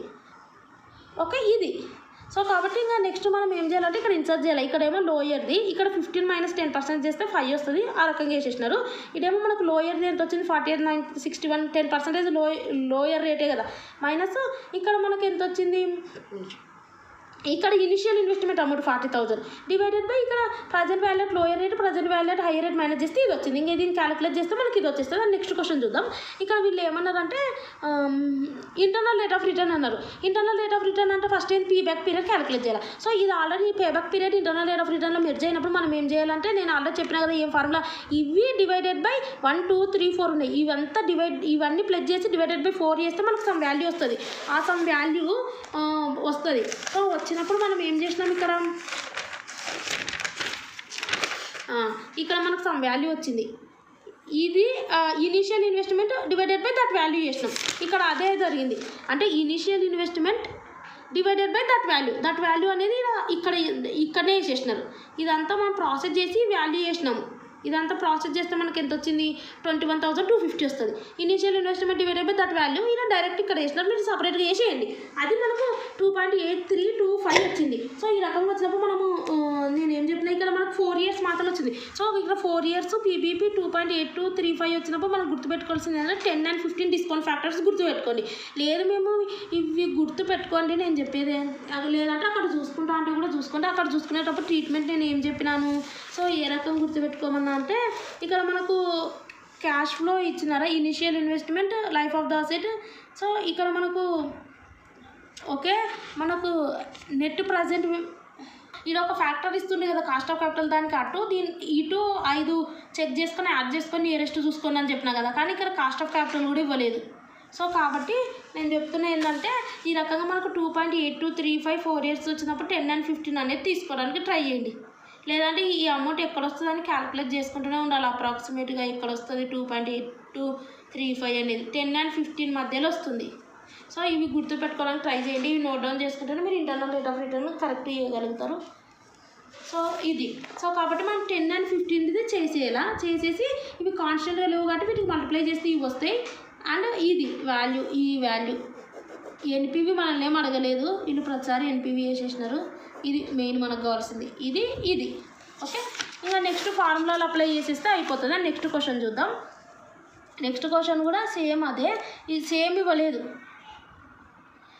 ఓకే ఇవి ఏమంటారు, ఇవి సేమ్ ఇవ్వలేదు. పేబ్యాక్ పీరియడ్ అంటే మనం ఎలా క్యాలిక్యులేట్ చేసినాం, సేమ్ ఇచ్చినారా. Is expected to generate cash inflow 44 same ఇవ్వలేదు కదా ఇది. సో సేమ్ ఇవ్వనప్పుడు మనం పేబ్యాక్ పీరియడ్ ఎలా క్యాలిక్యులేట్ చేస్తాం, వీటన్నిటిని యాడ్ చేసి డివైడెడ్ బై 5 చేస్తే మనకి ఇది వస్తుంది. సో అదో ఇది వస్తుంది. ఓకే ఇది ఈ వాల్యూ వచ్చినది కింద రాసుకుంటాం. మీద ఇనిషియల్ ఇన్వెస్ట్మెంట్ అమౌంట్ రాస్తాం 1,44,000 చేస్తే మనకి ఇది వచ్చేస్తుంది. ఇది మెర్జ్ అయినప్పుడు ఐఆర్ఆర్లో కూడా పేబ్యాక్ పీరియడ్. సో మనం చేసేటప్పుడు మనం ఈ ట్రీట్మెంట్ ఉపయోగించాలి. లేదు సపరేట్గా ఇస్తే సపరేట్ ట్రీట్మెంట్ నేను ఏం చెప్పిన క్యూములేటివ్ CF80 అదే. సో పేబ్యాక్ పీరియడ్ క్యాలిక్యులేట్ చేసినాం. సో పేబ్యాక్ పీరియడ్ అంటే 2.3529. సో 2.3529 మళ్ళీ ఎన్ని ఇయర్స్ 5 ఇయర్స్ 31 and 32 గుర్తుపెట్టుకోండి. ఓకే 31% అండ్ 32% అవే నియరెస్ట్ ఉంటాయి. మీరు ఇవి ఎంత అన్నీ క్యాలిక్యులేట్ చేస్తారు. ఇప్పుడు చూడండి రిస్క్ ఫ్రీ రేట్ మనము 10 ఉంది. సో ఈ రకంగా కూడా మనం రిస్క్ ఫ్రీ రేట్ 10 ఇచ్చినారు కాబట్టి నేను అటు ఇటు అన్నీ ఒకవేళ వేసుకున్నా సరే మనం చేయలేము. ఒకవేళ అంటే ఒక్కోసారి అది పాసిబుల్ అవుతుంది. అటు 10 అంటే ఇటు 5 నుంచి 5 6 7 8 9 10 అక్కడేమో 15. ఇక్కడ చూస్తే నియరెస్ట్ అది ఎక్కడ టచ్ అవుతుందంట 31 అండ్ 32 దగ్గర 2.3529 టచ్ అవుతుందంట. సో కాబట్టి ఈ పాయింట్స్ మీరు గుర్తుపెట్టుకోండి. చూడండి, సో ఇది ఏమో 3 years, ఇదేమో 3.3 years. 3 years ఉన్నప్పుడు 19 and 20, 3.33 years వచ్చినప్పుడు 15 and 16, 4 years వచ్చినప్పుడు 6 and 7, 2.5 years వచ్చినప్పుడు 28 and 32, 5.625 years వచ్చినప్పుడు 10 and 15, 2.8 ఆ రకంగా వచ్చినప్పుడు 10 and 15. సో ఇక్కడ 10 and 15 2 సార్లు వస్తున్నాయి చూడు. సో 10 years అన్నప్పుడు 5.625 వచ్చినప్పుడు 10 years ఇది, 4 years వచ్చినప్పుడు 2.8 ఈ రకంగా వస్తుంది అప్పుడు ఇది. సో నెక్స్ట్ అండ్ 5 years 2.35 ఇది వచ్చినప్పుడు 31 and 32. సో ఈ వాల్యూస్ గుర్తుపెట్టుకోండి. మనకు ఆల్మోస్ట్ సబ్జెక్ట్ అనేది టెక్స్ట్ బుక్లో ఉన్నట్టువే అడుగుతారు కాబట్టి ఇవి గుర్తుపెట్టుకుంటే మీరు ఐఆర్ఆర్ చేయగలుగుతారు. ఇంకా లేదంటే సో ఫార్ములా ఒకటి రాసేసి రావాల్సి వస్తుంది, ఇంకా మీ లక్ మీద డిసైడ్ అవుతుంది. సో కాబట్టి ఇక్కడ మనం చూడండి 32ది 31ది క్యాలిక్యులేట్ చేసినారు అండ్ CF80 ఇచ్చినారు కదా. సో ఇది ఇంటి ఇది ఎలా ఇది వస్తుంది 32ది. సో ఇది ఇంటూ ఇది చేస్తే ఇవి వస్తాయి, వీటిని యాడ్ చేస్తే ఇవి వస్తాయి అండ్ ఫార్ములాలో అప్లై చేసేస్తే అయిపోయాయి. నెక్స్ట్ వన్ వచ్చేసి ఇక్కడ వీళ్ళు ఒకటి ఇచ్చినారు పేబ్యాక్ పీరియడ్ అన్నారు. So project A project B దానిలో చెప్పిన కదా, project A project payback period separate అడిగినారు కాబట్టి దీనికి CF80 ఎలా సార్ ఇది CF80నే ఇచ్చినారు. CF80 ఇచ్చినారా చూడండి, return on net present okay CF80నే ఇచ్చినారు.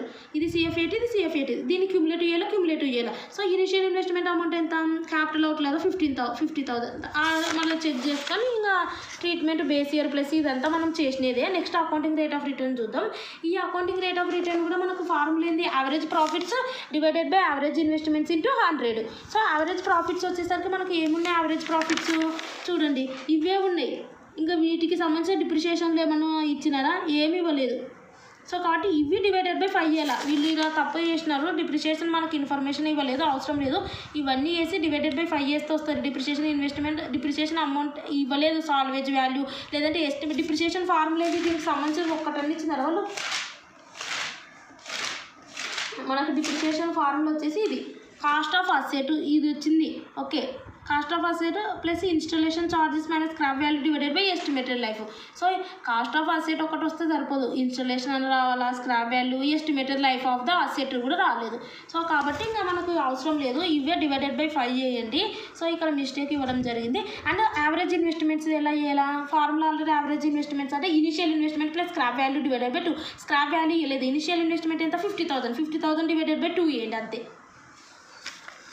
ఇక్కడ మిస్టేక్ ఇచ్చినారు 50,000 డివైడెడ్ బై 2 చేయండి అంతే. సో వచ్చేస్తుంది, వాటిని ఇన్సర్ట్ చేస్తే అయిపోయి. ప్రాజెక్ట్ బీది కూడా అంతే, ఇక్కడ మిస్టేక్ ఇచ్చినారు, ఇది చూసి కన్ఫ్యూజ్ కాకండి. నేను ఆల్రెడీ ఇది అంతా ఎంక్వైరీ చేసుకొని మీకు లాస్ట్కి చెప్తున్నా, ఇక్కడ మిస్టేక్ ఇవ్వడం జరిగింది. సో కాబట్టి నెక్స్ట్ ఎన్పివి అంటే CF80 ఇచ్చినారు, దీని మీద వాళ్ళు ఎంత పర్సెంటేజ్ ఇచ్చినారు, 10% ఇచ్చినారు. 10% చేసేస్తే అయిపోయి. వీళ్ళు ఇది ఇచ్చినారు, ప్రాజెక్ట్ ఏకు ఇది ఇచ్చినారు, ప్రాజెక్ట్ బీకి ఇచ్చినారు. ప్రాజెక్ట్ ఏకి దీనికి సంబంధించి చేసి ఇవి రెండింటి చేస్తే ఇవి వచ్చేస్తాయి. అండ్ నెక్స్ట్ ఇవన్నీ ప్లస్ చేసేసి అక్కడ ఉన్న ఇనిషియల్ ఇన్వెస్ట్మెంట్తో డిఫరెన్స్ అనేది చెక్ చేసుకోవాలా. అండ్ ఇది కూడా సేమ్ అంతే. నెక్స్ట్ క్వశ్చన్ చూద్దాం. నెక్స్ట్ క్వశ్చన్ వచ్చేసి ఇక్కడ మనకు చూడండి, ఇక్కడ పేబ్యాక్ పీరియడ్ అడిగినారు. సో పేబ్యాక్ పీరియడ్ అడిగినారు, నెట్ ప్రజెంట్ వాల్యూ అడిగినారు. సో ఇది 19th క్వశ్చన్ ఒకసారి మీరు చూడండి. పేబ్యాక్ పీరియడ్ చూడండి, పేబ్యాక్ పీరియడ్ అడిగినారు. సో పేబ్యాక్ పీరియడ్ అంటే ఇది మనకు సేమ్ ఉన్నాయా, లేవు. సో కాబట్టి మనం ఏం చేయాలి, ఇక్కడ చూడండి. సో ఈ 1 lakh 1,50,000 1,50,000 2,50,000. సో వీళ్ళు ఈ క్వశ్చన్లో ఏమేమి అడిగినారో ఒకసారి చూద్దాం. ఈ విన్నది నెక్స్ట్ వన్ వీళ్ళు ఏమన్నారు చూడండి. ఇప్పుడు ఇంతవరకు అయితే డిప్రిషియేషన్ రాలేదని చెప్పిన, ఇక్కడ డిప్రిషియేషన్ సంబంధించి లైఫ్ ఆఫ్ ద ప్రాజెక్ట్ ఇచ్చినారు. So cost of asset plus installation charges minus scrap value divided by life of the asset. So life of the project ఎంత 5 years. సో కాబట్టి డివైడెడ్ బై 5. సో ఇక్కడ మనకేంది cost of asset అదే ఎంత 5 lakhs cost of asset. Salvage వాల్యూలు అవి ఇవి ఉంటే మైనస్ చేస్తూ 0 అని అంట. ఇన్స్టాలేషన్ చార్జెస్ ఏం లేవు, ఇది డివైడెడ్ బై చేస్తే మనకి ఇది 1 lakh వస్తుంది. సో ఈ 1 lakh ఇక్కడ రాసుకోవాలా. అర్నింగ్ బిఫోర్ ఇది మన క్యాష్ ఫ్లో బిఫోర్ ట్యాక్స్ ఇది. సో ఇందులో నుంచి అర్నింగ్ ఇది మైనస్ చేస్తే మనకు earning before cash flow before tax వస్తుంది, అంటే ప్రాఫిట్ బిఫోర్ ట్యాక్స్ వస్తుంది ఇది. సో ఇందులో నుంచి ట్యాక్స్ రేట్ ఇచ్చినారు 30. సో 30 చేస్తే 0, ఇది 0ని. సో అంటే ఇందులో నుంచి మైనస్ చేస్తే ఇది 0, ఇందులో నుంచి మైనస్ చేస్తే ఇది 1 lakh వచ్చింది కదా డిప్రిషియేషన్. సో దీని మీద 50% చేస్తే ఇది వస్తుంది, దీని మీద 30% చేస్తే ఇది వస్తుంది. 30 ఇచ్చినారు 30%. సో 30% దీని మీద 30% చేస్తే ఇది వస్తుంది. సో నెక్స్ట్ మనకు ఏంది ప్రాఫిట్ ఆఫ్టర్ ట్యాక్స్ ఎలా వస్తుంది? ఇందు నుంచి ఇది మైనస్ చేస్తే ఇది బిఫోర్ ట్యాక్స్, ఈ ట్యాక్స్ అమౌంట్. సో ఇందు నుంచి మైనస్ చేస్తే మనకు ఆ ప్రాఫిట్ ఆఫ్టర్ ట్యాక్స్ వస్తుంది. మనకు కావాల్సింది పే బ్యాక్ పీరియడ్లో క్యాష్ ఫ్లో ఆఫ్టర్ ట్యాక్స్ రావాలి. So cash flow after tax ఎలా వస్తుంది అంటే ఇందులో నుంచి ట్యాక్స్ మైనస్ చేస్తే వస్తుంది. ఫస్ట్ చెప్పినా కదా 1,50,000 నుంచి 15,000, ఇందులో నుంచి ఇది మైనస్ చేస్తే ఇది వస్తుంది. సో ఇక్కడ మైనస్ చేయడానికి ఏం లేదు ట్యాక్స్. సో కాబట్టి ఇవి వచ్చేసినాయి. సో ఈ CF80 రకం క్యాలిక్యులేట్ చేయాలా.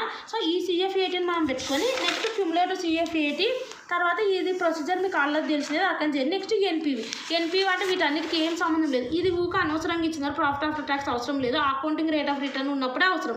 ఈ డిప్రిషియేషన్ కూడా అవసరం లేదు. మనకు కావాల్సింది ఏంటి? ట్యాక్స్ వచ్చినా ఇందులో నుంచి ఇది మైనస్ చేస్తే ఇది వచ్చేస్తుంది.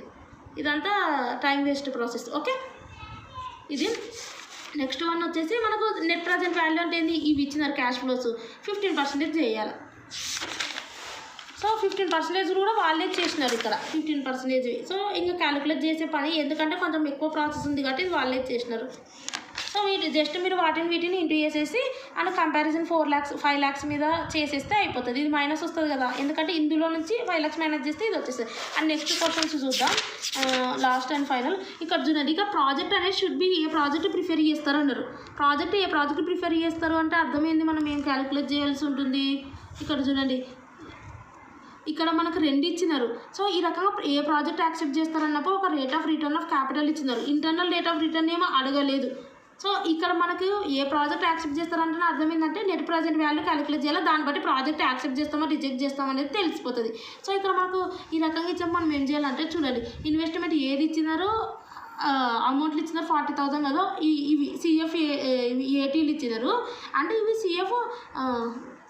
ఇవి 50,000 ఇవి ఇచ్చినారు. నెక్స్ట్ వన్ ఏంటి? మనం డిస్కౌంటింగ్ ఫ్యాక్టర్ కనుక్కోవాలి. ప్రజెంట్ వాల్యూ యాట్ అనేది అది ఏంటి? 10% ఇచ్చినారు. రిస్క్ ప్రీమియం 2 ఇచ్చినారు అండ్ 8 ఇచ్చినారు. అంటే ఇక్కడ మనం ఏం చేయాలంటే ఇక్కడ ఈ రెండు ఇన్వెస్ట్మెంట్ బి. ఇన్వెస్ట్మెంట్ ఏకు 2 ఇచ్చినారు, ఇన్వెస్ట్మెంట్ బికు 8 ఇచ్చినారు. సో కాబట్టి మనం ఏం చేయాలంటే ఈ 10%తోనే మనం క్యాలిక్యులేట్ చేయొచ్చు వీటిని. అంటే ఏం లేదు, ఫస్ట్ ప్రొసీజర్ ఏంది? మనం CF80 రాసుకోవాలి. వీళ్ళు రివర్స్ రాసుకోవాలి. నెక్స్ట్ ప్రజెంట్ వాల్యూగా అనుకుంటున్నాం. ప్రజెంట్ వాల్యూ 10, రిస్క్ ప్రీమియం ఇంకెంత ఇచ్చినారు? ఇది ఇచ్చినారు అంటే ఇవి 2 ప్లస్ చేస్తే 12 వస్తుంది. 12 మీద కనుక్కోవాలి 4 years ఇది. అంటే వీటిని ఇవి వచ్చిన వాల్యూని ఇంటూ చేసేస్తే వచ్చేస్తుంది. వాటన్నిటి ప్లస్ చేస్తే ఇది వచ్చేస్తుంది. ఇందులో నుంచి ఇనిషియల్ ఇన్వెస్ట్మెంట్ అమౌంట్ ఎంత 1 lakh, దాంతో కంపారిజన్ చేస్తే యాక్సెప్ట్ రిజెక్ట్ అనేది అర్థమైపోతుంది. నెక్స్ట్ వన్ వచ్చేసి ఇది. అంటే దీనికి ప్రజెంట్ వాల్యూ ఎంత క్యాలిక్యులేట్ చేస్తుంది ఇది. అండ్ సెకండ్ వన్ ఎంత? ఇది. అంటే 18% చేస్తే అది వస్తుంది. ఇది ఇంటూ ఆ ఫ్యాక్టర్స్ చేస్తే మనకు వస్తుంది ప్రజెంట్ వాల్యూస్. అదన్నీ ప్లస్ చేస్తే ఇది వస్తుంది. నెక్స్ట్ యాక్సెప్ట్ రిజెక్ట్ అనేది ఇనిషియల్ ఇన్వెస్ట్మెంట్ ద్వారా తెలుస్తుంది. నెక్స్ట్ క్వశ్చన్ కూడా సేమ్ అదే ఇచ్చినారు. క్యాష్ ఫ్లోస్ ఇచ్చినారు. So project should be accepted cost of capital వచ్చిందంటేనే ఇది అర్థం. సో కాబట్టి ఈ రకంగా ఇచ్చినారు. కానీ ఇవి ఇచ్చినారు కాస్ట్ ఆఫ్ క్యాపిటల్ ఏదో పర్సంటేజ్ కూడా ఇచ్చినారు. ప్రాజెక్ట్ షుడ్ బి యాక్సెప్టెడ్ అని ఇచ్చినారు. సో ఇవి ఇచ్చినారు. సో ఇవి ఇచ్చినారంటే ఇది 10% అంటే 1 ఇది ఫార్ములా ఉపయోగించాలి. సో ఇక్కడ 0.10 వస్తుంది, 1 వస్తుంది, 2, 3 ఈ రకంగా ఎక్స్ది బిది. సో నెక్స్ట్ కానీ ఇది సర్టనిటీ ఫ్యాక్టర్ అని ఒకటి ఇచ్చినారు. ఈ రకంగా ఇచ్చినప్పుడు ఏం చేయాలంటే ఈ వీటికైతే ఏం అవసరం లేదు, క్యాలిక్యులేట్ చేసేసేయాలి. ఈ సర్టనిటీ ఫ్యాక్టర్ ఇచ్చినప్పుడు CF80 ఏమవుతుందంటే ఇది ఇంటూ ఇది చేస్తే వచ్చేది CF80, ఇది ఇంటూ ఇది చేస్తే CF80, ఇది ఇంటూ ఇది చేస్తే CF80. వీటిని ఈ వాల్యూస్కి మల్టిప్లై చేస్తే ఇవి వస్తాయి, వీటిని యాడ్ చేస్తే ఇది వస్తుంది అంతే. సో ఈ రెండింటిని ఇంటూ చేస్తే వచ్చేది CF80. ఫస్ట్ ఆఫ్ ఆల్ మనకు CF80 అంటే అలాగే మనము ఫస్ట్ స్టార్టింగ్లో చేయడం జరిగింది కదా, ఇది ఈ CF80 ఇవి రెండింటిని ఇంటూ చేస్తే వస్తుంది. నెక్స్ట్ ఇది సేమ్. నెక్స్ట్ ఇవన్నీ యాడ్ చేయడం, మళ్ళీ ఇనిషియల్ ఇన్వెస్ట్మెంట్ చెక్ చేసి ప్రాజెక్ట్ ఏది మంచిది, నెగిటివ్ ఉన్నది యాక్సెప్ట్ రిజెక్ట్ చేయడం. సో అది నెక్స్ట్ క్వశ్చన్ కూడా సేమ్ అదే CF ఇచ్చినారు. సో ఇవి రెండింటిని ఇది ఇంటి ఇది చేస్తే CF80 వస్తుంది. అండ్ వాళ్ళు ఏమి ఇచ్చినారు 12% చేయాలి. నెక్స్ట్ ఇనిషియల్ ఇన్వెస్ట్మెంట్ అంతే సేమ్. సో ఇది నెక్స్ట్ వన్ వచ్చేసి వీళ్ళు ప్రాబబిలిటీస్ ఇచ్చినారు. ఈ రకంగా వచ్చినప్పుడు మనం ఏం చేయాలంటే ప్రాబబిలిటీస్ ఇచ్చినారు. ఈ రకం ప్రాబిలిటీస్ వచ్చినప్పుడు మనం ఏం చేయాలంటే చూడండి, వాళ్ళు ఇచ్చినది అమౌంట్లు క్యాష్ ఫ్లోస్ ప్రాబిలిటీస్ ఈ రెండింటిని ఇంటి చేస్తే ఇది వస్తుంది, ఇవన్నీ ప్లస్ చేస్తే ఇది వస్తుంది. సో ఈ రెండింటిని ఇంటి చేస్తే ఇది వస్తుంది, ఈ వాల్యూస్ అన్నింటినీ ప్లస్ చేస్తే ఇది వస్తుంది. ఈ రకంగా వచ్చినప్పుడు మనం ఎక్స్ది బీది ఏం కనుక్కోవాలంటే ఫార్ములా వచ్చేసి ఇక్కడ చూడండి, expected cash flow divided by 1 + R - initial investment. Expected cash flow అంటే వాళ్ళు అవే ఇచ్చేసినారు, ఇవి రెండింటిని ఇంటి చేసినాం, ఇవి వచ్చేసినాయి, వీటన్నిటిని ప్లస్ చేస్తే ఇది వస్తుంది. ఇది ఎక్స్పెక్టెడ్ క్యాష్ ఫ్లో అంటుంది దాన్ని. అది divided by 1 plus rate of return వాళ్ళు ఇది ఇచ్చిన 10% అంటే 0.10. 10 డివైడెడ్ బై 100 చేస్తే 0.10 వస్తుంది. సో మైనస్ సో ఇది మైనస్ ఇనిషియల్ ఇన్వెస్ట్మెంట్ ఎంత 5,000. సో కాబట్టి మీరు ఎప్పుడైనా గుర్తుపెట్టుకోండి, ఇక్కడ మనకు ఫార్ములా వచ్చేసి ఏంది, మామూలుగా 1+i అంటే ఇక్కడ మనకు 10% అంటే ఏంది, 10/100 చేస్తే 0.10 వస్తుంది. ఏదైనా సరే ఎక్కడైనా సరే r అంటే ఎంత మనకు 10% కాబట్టి 10/100 చేస్తే 0.10 వస్తుంది. సో ఇది మైనస్ ఇది సాల్వ్ చేస్తే మనకు వస్తుంది. నెక్స్ట్ బీది కూడా అంటే ఎక్స్పెక్టెడ్ క్యాష్ ఫ్లో అంతా ఇవన్నీ యాడ్ చేస్తే 8,000 వస్తుంది. Divided by 1+r. 1+r అంటే ఎంత 10%, 10/100 చేస్తే 0.10 వస్తుంది. 1+0.10 1.10 మైనస్ ఇనిషియల్ ఇన్వెస్ట్మెంట్ ఎంత 5,000. సో 8,000 డివైడెడ్ బై 1.10 చేస్తే సమ్ వాల్యూ వస్తుంది. ఆ వాల్యూ నుంచి -5,000 చేస్తే ఇది వస్తుంది. అండ్ ఫస్ట్ వన్ కూడా 6,000 డివైడెడ్ బై ఇది చేస్తే ఇది వస్తుంది. -5,000 చేస్తే ఇది వచ్చిన వాల్యూ నుంచి 5,000 చేస్తే ఇది వస్తుంది. అండ్ ఇక్కడ మనకి ఇది వచ్చింది. ఏది యాక్సెప్ట్ చేస్తాం, ఏదైతే ఎక్కువ వాల్యూ ఉందో project Y should be accepted. So ఇది అండ్ లాస్ట్ క్వశ్చన్ చూద్దాం. ఇక్కడ కూడా మనకు ఒకటి ఇది చూడండి, May 2022లో ఈ క్వశ్చన్ ఇవ్వడం జరిగింది. And last question this is మీకు ఒక క్లారిటీ వస్తుందని ఒక ఉద్దేశంతో ఇవి చూపడం జరుగుతుంది.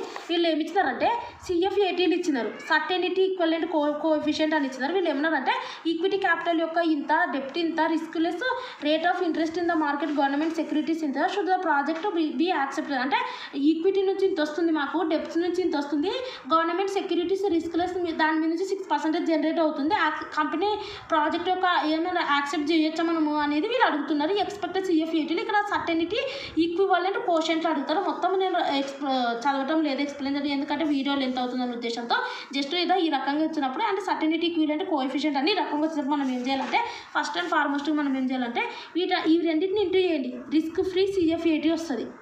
ఇవి రెండింటిని ఇంటూ చేయండి.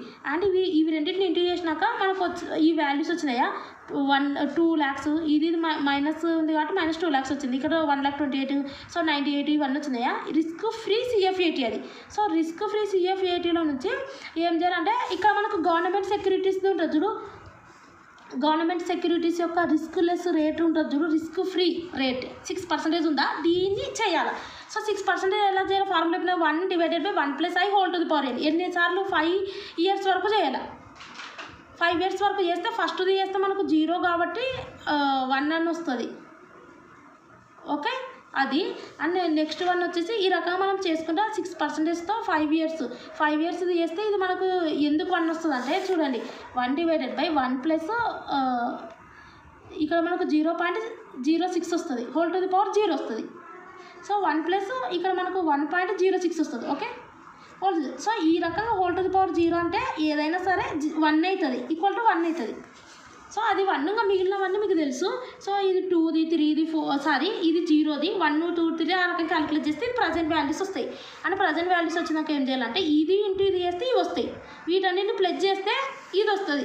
సో ఇంత 18,530 వచ్చింది కాబట్టి ఇది పాజిటివ్ వాల్యూనే కాబట్టి యాక్సెప్ట్ చేయమని చెప్పాలని. నెక్స్ట్ వచ్చేసి అదే మనం అదో చూడండి, అదో yes the project should be accepted because it has a positive net present value of 18,530. So ఈ రకంగా చేయాలి. మీకు వీడియోస్ యూస్ఫుల్ అనిపిస్తే సబ్స్క్రైబ్ చేయండి, లైక్ చేయండి, కామెంట్ చేయండి, మీ ఫ్రెండ్స్కి షేర్ చేయండి. And thanks for watching.